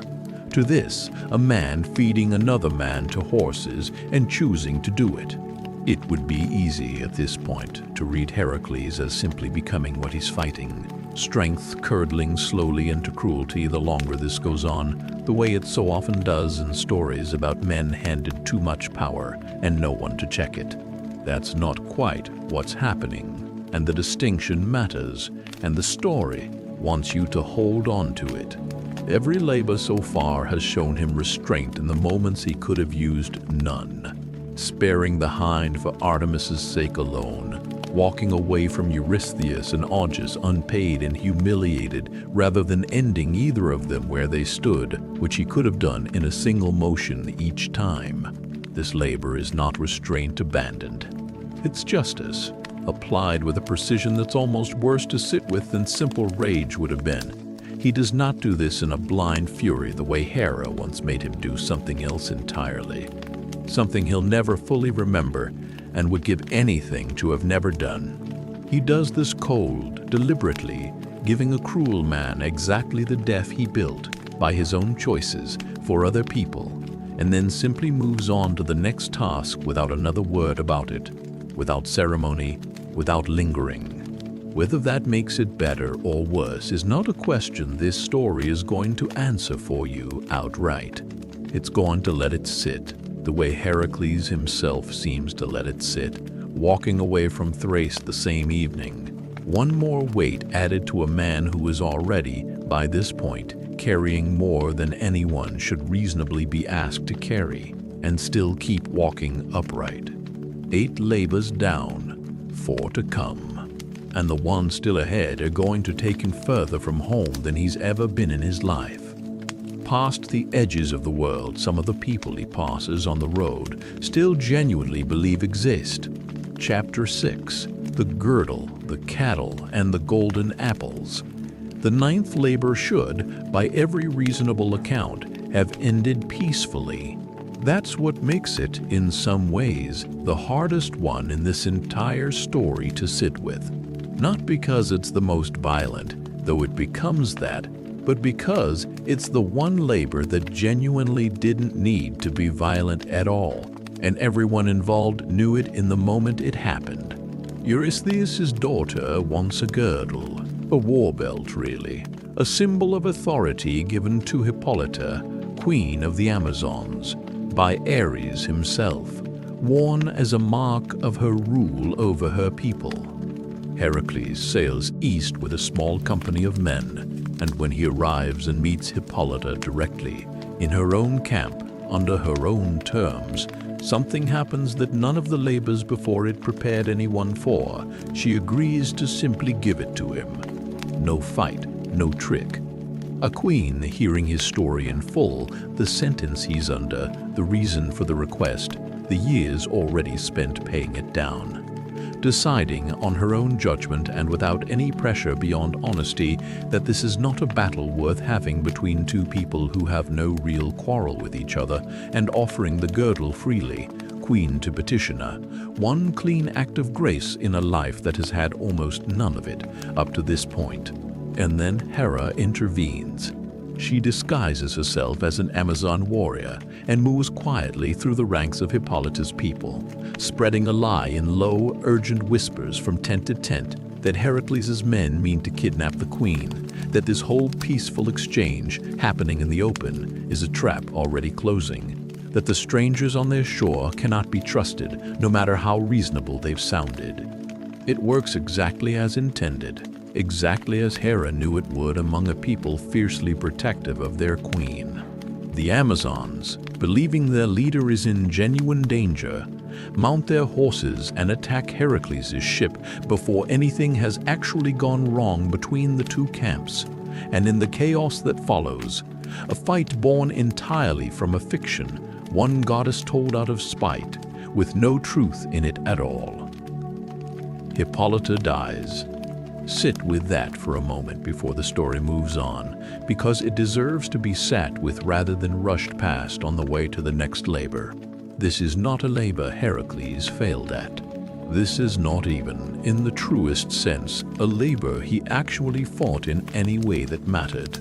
It's a peaceful exchange, freely offered by a queen who liked what she heard, that a goddess personally destroyed because she could not bear to let one single part of this man's sentence pass without more suffering woven into it than was strictly required by the terms of his punishment. He gets the girdle in the end. He always gets the object of the labor, one way or another. That was never really in doubt from the moment Eurystheus named it. What's lost is something the labor never asked for and nobody wanted. A queen who didn't have to die at all, killed by a lie aimed, ultimately, at a man who wasn't even the one telling it, who never even learns the whole truth of what happened until long after it's already too late to matter. The 10th labor takes him further than any labor before, to the edge of the known world, to retrieve the cattle of Geryon, a monster with 3 bodies joined at the waist, who guards his red herd on a distant island past the Western Ocean, with the help of a 2-headed dog named Orthrus, brother to Cerberus, and a giant herdsman named Eurytion, who has never once needed to actually fight for the herd, because nothing that's ever approached it has survived the dog long enough to reach him. The journey there is its own small epic, stitched together from smaller stories along the way. Crossing the desert of Libya, in some tellings, he grows so frustrated with the sun's relentless heat, day after day of it beating down with no shade for miles, that he actually draws his bow on Helios himself, aiming it directly at the sun's own chariot, not to strike him exactly, but as a kind of exhausted, furious dare, A man pushed past the edge of ordinary patience by heat alone after everything else he's already endured. Helios, apparently more amused than offended by the sheer audacity of a mortal threatening the sun itself over something as small as discomfort, lends him his golden cup instead. The vessel the sun god uses each night to sail back across the great ocean to his rising point in the east, so that Hercules can use it to cross the water to Gerion's island himself, rather than waiting for a ship that may never come this far west. There's something worth noticing in that exchange, small as it is. This far into the labors, gods who are not Hera have started, quietly and without fanfare, to help him. Athena with the rattle, Helios with the cup, offered almost casually, as though it's simply understood by now among the Olympians that whatever Hera's grievance is, it doesn't obligate the rest of them to make his path harder than it already is. Not out of pity exactly, more like recognition that whatever this one goddess's long, unfinished argument is actually about, the rest of Olympus has started to see this man as something closer to what he actually is, rather than simply the target of one queen's private grudge. Getting the cattle itself is almost simple by comparison to reaching them. He kills the giant herd in the Woodier mate and Euriemian, the Buri mated to find the truths of the dream mod, a fury matery det skriver the bracing that of right. If the dream body crade and federi be done chinfa of the four, the story doesn't linger on beyond the tree bodies fused at the waist made for a strange, difficult target and an even stranger kill, and begins the long drive of the herd back across the length of the known world toward Turin's, a journey that takes months on its own, scattering of smaller stories along the way, cattle wandering off in night and having to be tracked down one right. It's a bispitcher breach street to beat that fedreat. The beribit to a boat. It's on this stretch of coastline, according to some tellings, that he sets two great pillars marking the edge of the world as it was then understood by anyone living, the Pillars of Hercules, still carrying his name on modern maps that have long since stopped believing in most of the rest of this story, but kept, somehow, that one small marker. He drives the herd, finally, footsore and travel-worn after months on the road, into Eurystheus' court. The king, from a safe distance, has it sacrificed to Hera. Let that land the way it's meant to. 10 labors of blood and impossible distance, culminating in cattle driven across the edge of the known world, and the end result is a sacrifice offered to the exact goddess who started all of this in the first place, who has watched every single one of those 10 labors unfold with the same patient, unsatisfied hunger. It is either the emptiest coincidence in the whole story, or, and this feels closer to true, closer to the pattern this king has already shown twice before, one more small, casual cruelty from a man who has learned, across 10 labors, that he can layer this kind of humiliation onto his cousin's suffering and face no consequence for it, at all, not from Heracles, not from anyone. 2 labors remain, and Eurystheus, having exhausted monsters and distance both, reaches for something stranger for the 11th. The golden apples of the Hesperides, grown on a tree given to Hera herself as a wedding gift by the earth goddess Gaia, guarded in a garden at the far western edge of the world by nymphs and a dragon named Ladon that never sleeps, coiled permanently around the trunk of the tree itself. Heracles doesn't even know at first where the garden is. No map, no reliable directions, nothing but old sailors' rumors and half-remembered stories. He wanders for a long stretch of this labor simply searching, asking at every port and every mountain shrine. And it's here, during that long search, that he encounters Prometheus, chained to his rock high in the mountains, liver torn out fresh each day by an eagle Zeus sends specifically for the purpose, as punishment for the old crime of giving fire to mortals against the gods' express will. A punishment with the old scheduled end, stretching not for years but for what might as well be forever, the liver, drawing back only to be torn out again. In the endings, Hercules kills the eagle mid-flight with a single arrow and frees him, breaking the chains with his bare hands. It's a small act, tucked into the middle of an already enormous labor, and it's worth pausing on for exactly that reason. Nobody asked him to do this. It advances his own task not at all, costs him time he doesn't strictly have, and he does it anyway, immediately, the moment he understands what he's looking at on that mountainside. Another being serving an eternal sentence for something that, in the end, wasn't really a crime so much as an old grudge, dressed up as justice by whoever happened to be holding the power at the time. If that description sounds familiar, it should. He recognizes something of his own sentence in Prometheus's chains, plainly and without needing it explained to him, and he doesn't hesitate for a second before breaking them. Prometheus repays the kindness with knowledge that Hercules should not pick the apples himself, since any mortal hand reaching for them risks the dragon and the nymphs both, but should instead ask Atlas, the Titan condemned to hold up the sky itself on his own shoulders as punishment for an old war against Zeus. And as it happens, the father of the very nymphs guarding the garden, to fetch them instead, since Atlas alone can approach that garden freely. Hercules finds Atlas at the edge of the world, makes the offer, and takes the sky's full weight onto his own shoulders, while Atlas walks off, visibly relieved even for a moment's reprieve, to gather the apples himself. It is, without exaggeration, the single heaviest thing anyone in this entire story has ever been asked to hold, a weight that has bent a Titan permanently at the shoulders across however many centuries he's already carried it, and Hercules holds it, not for a moment, but for as long as it takes a Titan to walk to a garden, pick fruit from a guarded tree, and walk back, an amount of time the story is not cruel enough to specify. Exactly. Only vast enough that holding it at all becomes its own, kind of later, but Tide managed to produce.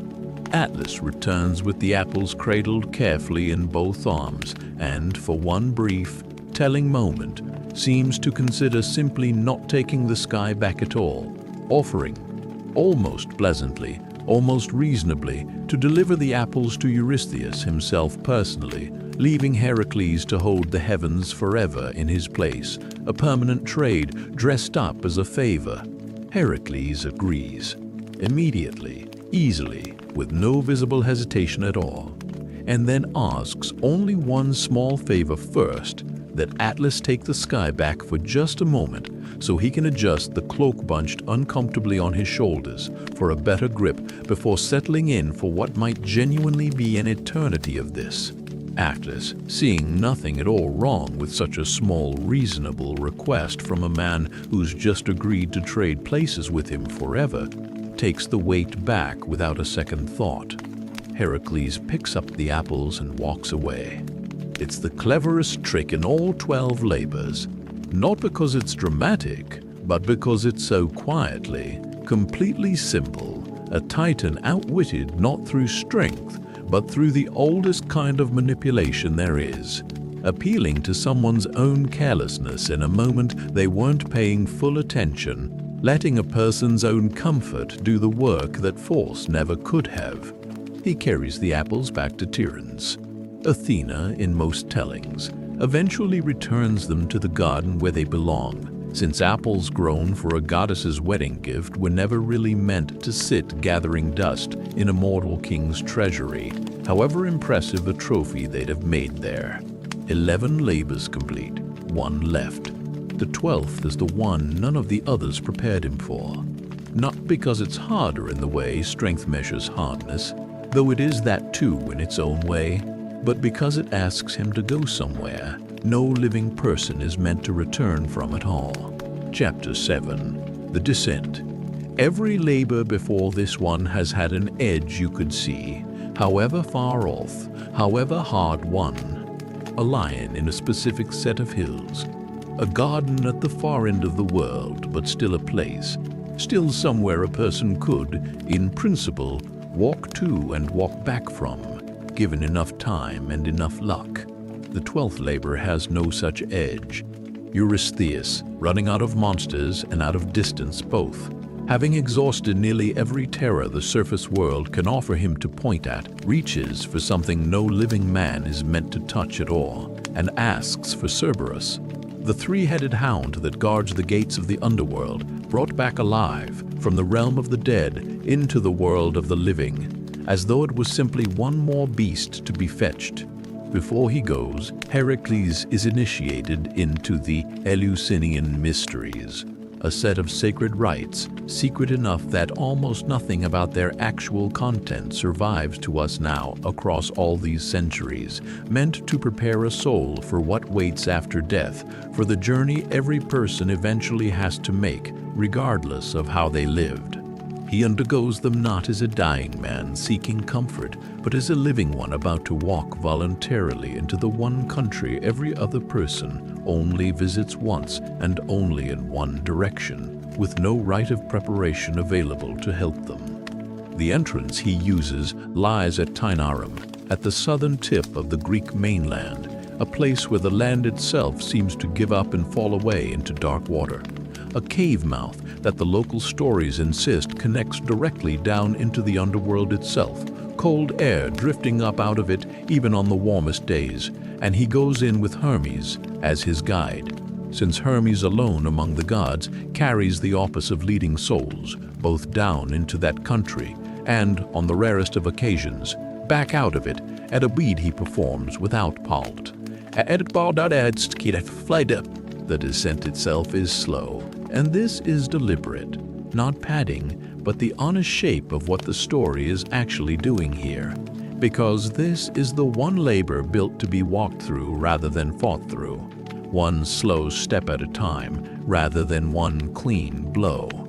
The light changes first, the ordinary daylight from the cave mouth giving way gradually to something grayer, thinner, a place lit not by any sun, but by something the eye can't quite name or focus on properly, a glow that seems to come from everywhere and nowhere at once.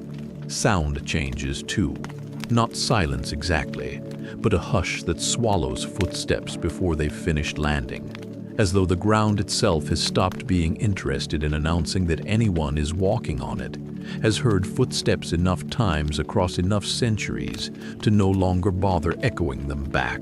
The air carries a permanent, mineral coolness that never once shifts warmer, no matter how far the path descends, no matter how far from the entrance the walking takes him. This is a place built for staying, not for passing through, and every part of it seems, in its slow, patient way, to be waiting for the living man walking through it to simply lie down somewhere quiet and become one more shade among the countless others already drifting along its banks, indistinguishable from the rest. He crosses the river Styx by ferry, guided by Charon, an old boatman, with the particular tiredness of someone who has rowed the same crossing more times than there are stars to count them by, and who, in the version of the story worth telling slowly, hesitates before letting a living man onto the boat at all, since the boat exists for the dead, and this passenger is very much still breathing, still carrying the warmth of the world above, in a way the boat's other passengers, silent and gray, plainly no longer do. Hermes' presence settles the matter without a word needing to be exchanged. Even Charon, set in his ways across however many centuries, does not argue with a psychopomp doing his actual assigned job. On the far bank, the underworld opens out into something closer to a country than a single chamber. Fields where the ordinary dead wander in a kind of dim, uncomplaining drift, neither happy nor suffering, simply continuing in the mildest possible way. A deeper region set aside for judgment, where 3 judges weigh whatever needs weighing. And further still, the darker precincts reserved for those who earn something worse than an ordinary afterlife through crimes larger too tough to fall out of them. Hercules does not linger in any of it longer than he has to, moving with the same patient, deliberate stride he's carried through every labor so far, but the story does linger, a little, on 2 encounters along the way because both of them matter more than a straight line to Cerberus would suggest, and both say something true about the man making this particular crossing. He meets Melega first, a shade of a hero from an older story entirely, killed young, in circumstances involving his own mother, that the tellings recount with real sorrow and very little judgment. The kind of story that gets told carefully because everyone involved in it was, in their own way, a victim of something larger than themselves. Melega, seeing a living man walk past among all the gray drifting dead, someone with actual color and weight still to him, asks him, not for rescue, since there is none to be had here, no labor large enough to undo a death already settled, but for something smaller and sadder, that Hercules, once he returns to the world above, might look after his sister, might see that she's cared for and not left alone in the world, since Melega himself will never again be able to do it from where he stands now. Hercules agrees plainly, without hesitation. It's a promise made in the deepest, most hopeless part of the underworld, to a man who cannot follow him back up to see it kept, and he keeps it anyway, later, once he's above ground again, marrying that very sister himself in most tellings, years down the line. Plant that now, quietly. It matters again before this story is finished. He meets Theseus next, and Pirithous in the fuller tellings, both bound to stone chairs that have, in the years since, become simply an extension of the men sitting in them, trapped there as punishment for an old, arrogant scheme to steal Persephone away from the underworld entirely and carry her back up to the world of the living against every rule that governs this place. Theseus reaches toward him the moment he recognizes who's walking past, and Heracles pulls him free by main strength, tearing him loose from the chair that had held him fast for however long it's actually been, the stone itself cracking under the effort. Pirithous, he cannot free.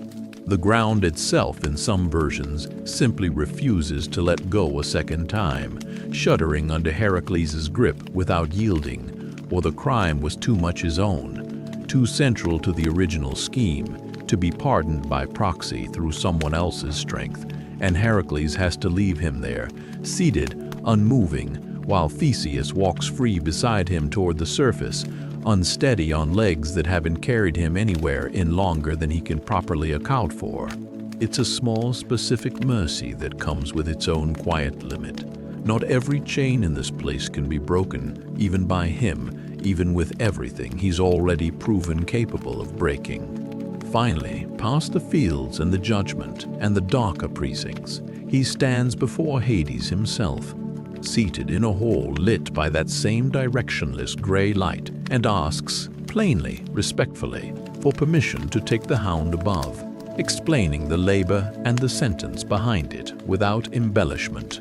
Hades agrees, on one condition, stated without any particular menace, delivered the way a rule of a house simply is what it is and has always been. Heracles may take Cerberus if he can subdue the beast using nothing but his own body, no weapon of any kind, exactly as he arrived. He finds Cerberus at the gates, 3 heads turning toward him at once, each one growling independently, a serpent's tail lashing behind, and does exactly what was asked, wrestling 3 furious heads in that thrashing tail, all fighting at once, each head biting for a different part of him, absorbing bites that would kill an ordinary man several times over in the span of a few minutes, holding on through sheer stubbornness as much as strength, until the hound, exhausted past the point of further resistance, all 3 heads finally going seal, eens all means is bithilts. He carries it, bodily, across his own shoulders, back across the Styx with Charon rowing in a silence that feels, this time almost like grudging respect, back up through the fields of the dim, wandering dead who barely seem to notice either of them passing, back up the long ascent to Taenarum and out, finally, into daylight, real daylight, warm and total and ordinary in a way it has never once felt to him before. That must have landed, after everything this labor asked of him, like some to surfeit, that's for bombing that expected. He presents Cerberus to Eurystheus and Tiryns, the hound calm now, docile in the way of any creature that's simply been asked to do too much and has nothing left to fight with. The king, from inside the jar as ever, some part of him perhaps already dreading this exact moment for the entire duration of the labor, takes one look at the actual hound of the actual underworld standing calmly in his throne room, its three heads turning slowly to survey the court, and immediately begs him to take it back where it came from, voice cracking with something well past his usual performative terror. Hercules does, releasing it at the gates it came from, and it returns to its post as though nothing at all had happened, three heads settling back into their ancient, patient watch over the boundary between the two worlds. 12 labors complete. You would expect, at this point, for the story to feel like it has arrived somewhere solid. A sentence served in full, a debt paid down to nothing, a man standing at the end of an impossible road finally allowed to set the weight down and simply rest. It doesn't feel that way. Not to him, and if the story has done its job so far, not quite to you either. Because the labors were never really the sentence in the way Eurystheus liked to pretend they were, liked to believe they were, hiding safely in his jar each time. They were something Hercules could complete with strength, one way or another, given enough time and enough patience, and strength was never what actually broke in that house in the Thebes, on the night none of this could be undone. 12 labors can close a court case, can satisfy an oracle's stated terms. They cannot, on their own, close what a man carries about himself. In the part of him no oracle's verdict and no king's grudging acknowledgement can quite reach. He walks away from Tiryns for the last time, free, by every legal and religious measure that matters, of the debt that sent him there. 12 labors ago, and somewhere behind him, still watching, still patient, having lost nothing of the appetite that started all of this, Hera has not finished with him yet. Chapter 8. The Shirt of Nessus. Freedom, it turns out, is not the same thing as peace. Hercules leaves Tiryns a free man, in every sense the law and the gods recognize, released from a debt that has organized every single day of his life for years, and spends the years that follow doing what a man like him does when there's no longer a fixed labor to walk toward each morning, fighting in wars that aren't his own, competing in contests he mostly wins without much satisfaction in the winning, drifting from court to the way a person drifts when the one clear structure that had been organized at Moss, and nothing of it at a bit of rap bay at it. There's a particular kind of aimlessness in these years that the story doesn't dwell on for long, but is worth naming honestly. A man who has spent 12 labors being told exactly what comes next, exactly what the world requires of him tomorrow, suddenly finding himself with mornings that belong to no one but himself, and discovering that this too is its own kind of difficulty, one nobody warned him about. It's during this drifting stretch that the story circles back to something planted long ago, in a room most retellings have already half forgotten by now. The madness returns. Not the full horror that first night in Thebes. This time it's smaller, a flash of the same uncontrollable rage rather than a full possession, arriving with less warning than even the first time, if that's possible. But it lands the same way it always lands with this man, which is to say instantly, without any warning worth the name, and with consequences no amount of remorse afterward can undo. A young man named Iphitus, a friend, someone who had shown him nothing but kindness during a difficult stretch of these wandering years. Someone who had, in fact, defended his name publicly when others accused him of theft over a missing herd of horses, is with him on a high wall when the rage takes hold, and Hercules throws him from it before any part of his conscious mind has time to intervene, before he even fully registers that something has shifted in him at all. Sit with the echo of that for a moment, because the story wants you to notice it plainly. wants you to feel the full weight of the pattern rather than simply file it as one more bad thing that happened to him. Linus with the lyre at the very beginning when he was young, and this was new and half excusable as a boy's first uncontained temper, a tragedy, but a small one, contained within a single household. Megara and the children at the center of everything. An entire family gone.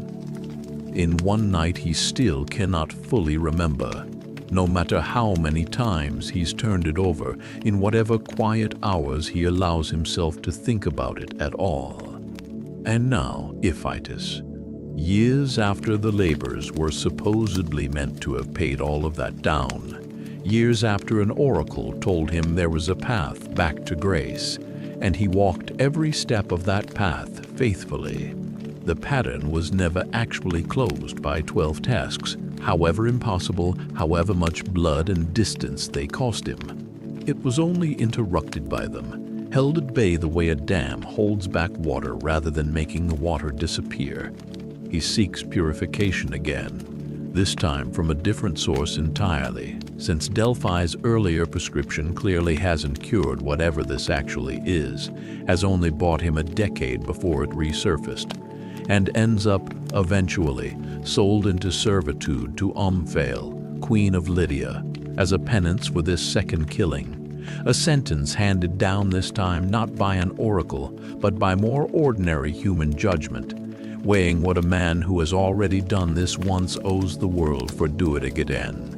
There's a strange, almost tender interlude here that most tellings soften into comedy, and it's worth letting it be gentle for a while, because the story has earned very little gentleness by this point, and neither, honestly, has he, Hercules, for a period of years wearing women's clothing at Omphale's court, spinning wool at her feet with hands that once strangled serpents in a crib and wrestled a hound up out of the underworld, while she wears his lion pelt around her own shoulders and carries his club propped beside her throne like an ornament. It's a deliberate inversion. The ancient sources treat with real fondness rather than mockery. Less a humiliation dressed up as punishment than a kind of rest.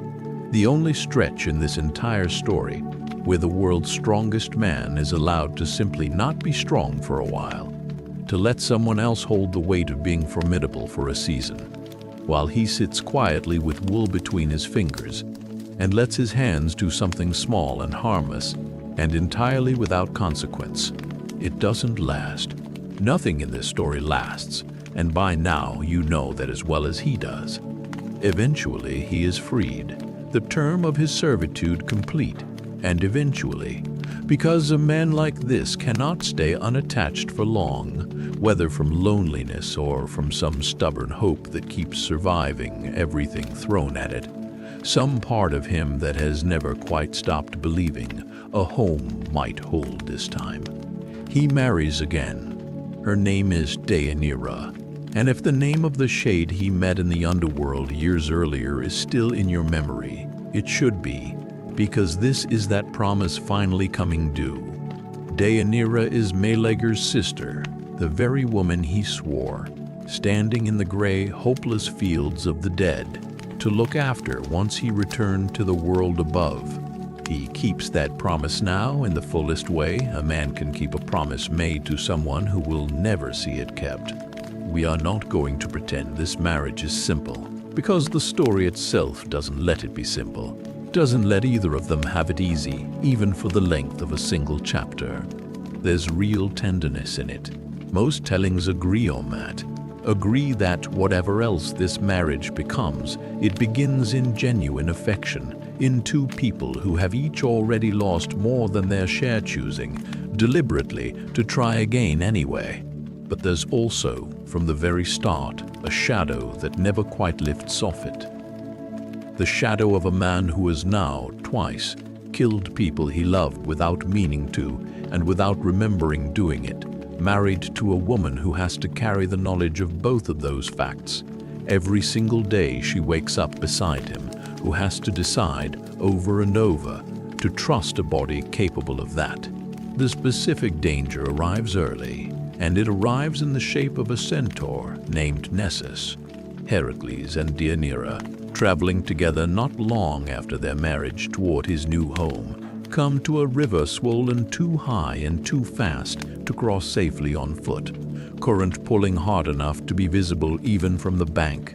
Nessus, who works the crossing as a kind of ferryman for travelers passing through, familiar with every current and sandbar along this particular stretch, offers to carry Deianira across on his back while Hercules swims the river himself alongside, unburdened. Since a man of his size crossing on foot risks nothing, a centaur's back would spare a smaller traveler.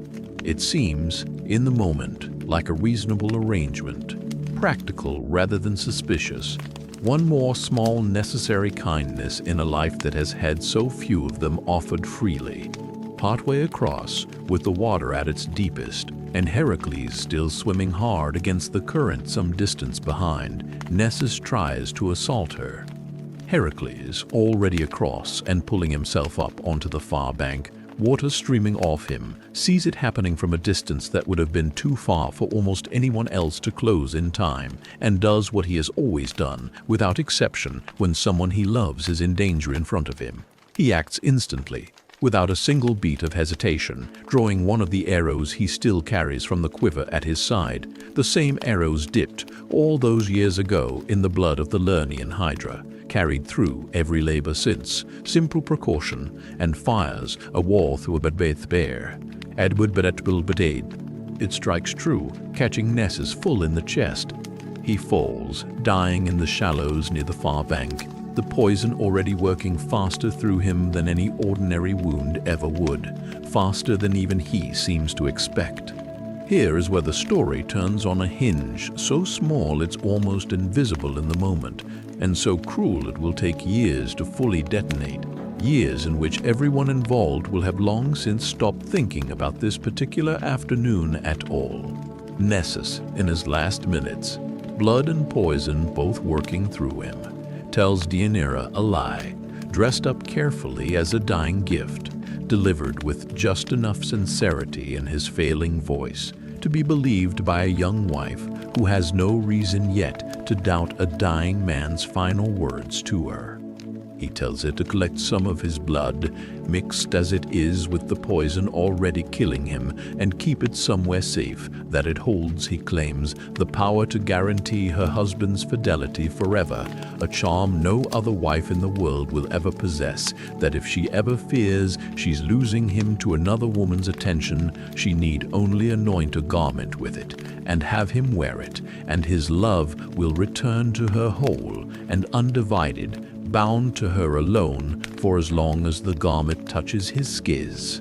It is, of course, nothing of the kind. It is Hydra venom, the exact same poison that is at this moment killing the very centaur offering it to her, presented as a love charm by a dying creature whose actual intent is revenge disguised carefully as a gift, a centaur's final act of spite against the man who shot him from across a river, aimed not at Hercules directly, since Nessus has no way to reach him now, but at the one person close enough to Hercules to actually believed, close enough to eventually to believed, close enough to a nothing-at-all dog. Deianira, kneeling beside a dying man who has just tried to protect her interests, even as he expired, has no reason yet to doubt him. She collects it, carefully, in a small sealed vessel, and keeps it, and says nothing about it to anyone, not even to Hercules, for years afterward, the way you keep something you sincerely hope you'll never actually need, but can't quite bring yourself to throw away either. Years pass. There's real happiness in this stretch too, worth noting honestly, rather than rushing past it on the way to the ending.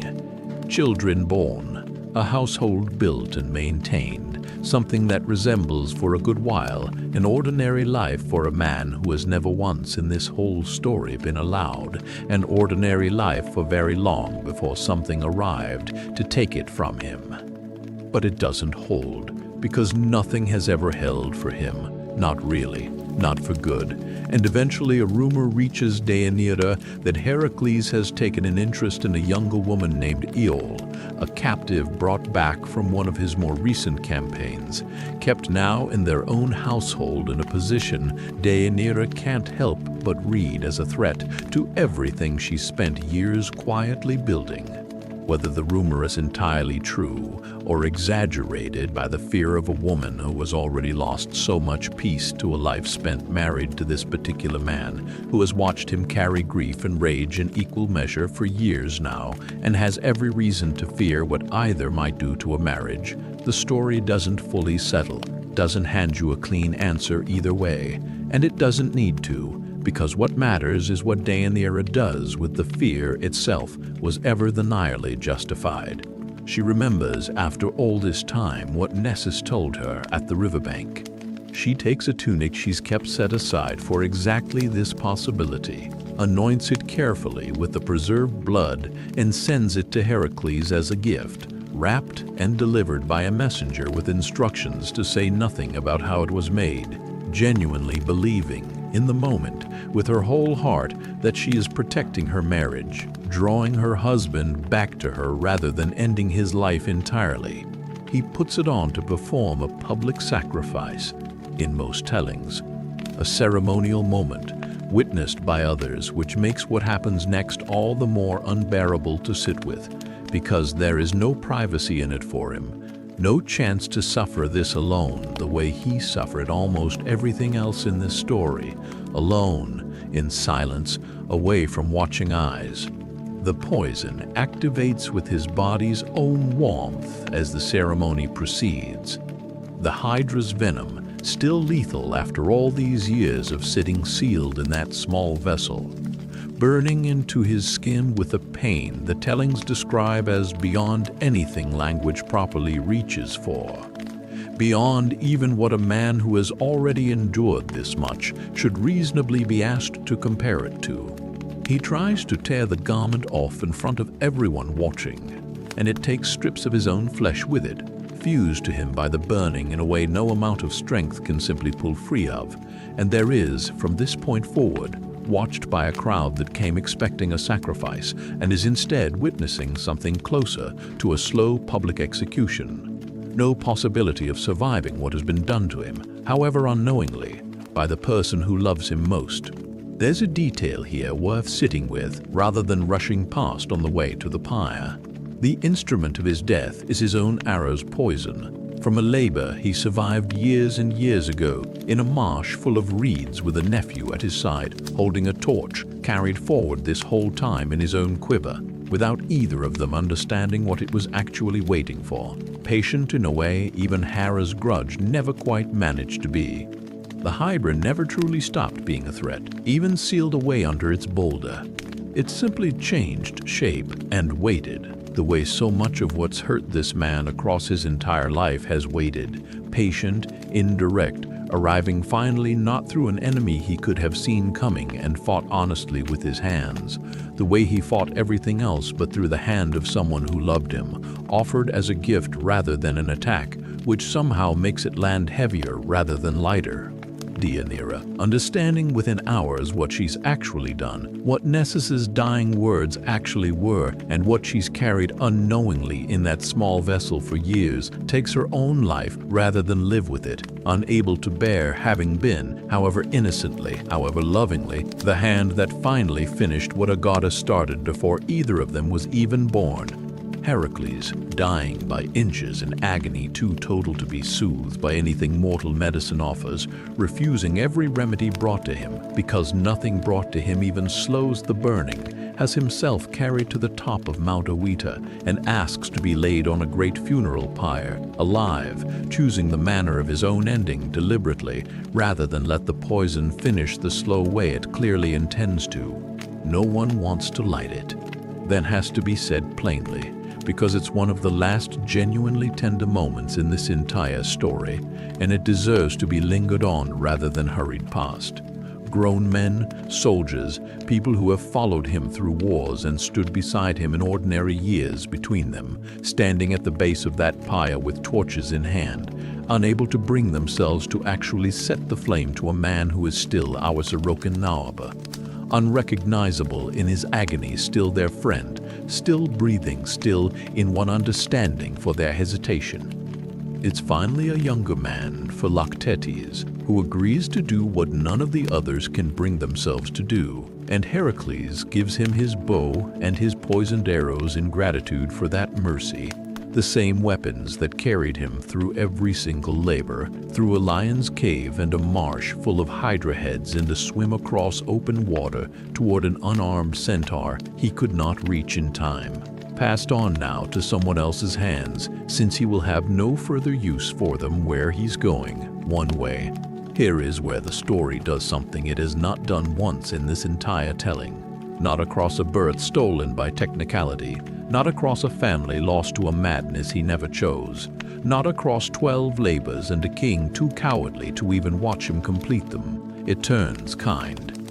As the flames rise around the pyre on that mountainside, Zeus, who has watched this entire life unfold from a careful, mostly hands-off distance for reasons of his own, unable or unwilling to intervene directly against Hera's decade upon decade of patient grief work, perhaps understanding on some level that a father's direct intervention would only have drawn her attention back onto the sun even more sharply, finally act.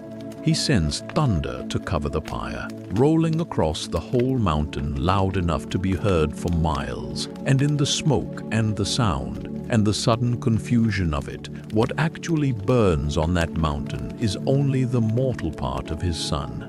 Everything Alcmene gave him on that long stretched-out night in Thebes, everything that could be hurt, everything that could be poisoned by an old centaur's spite, carried patiently across years.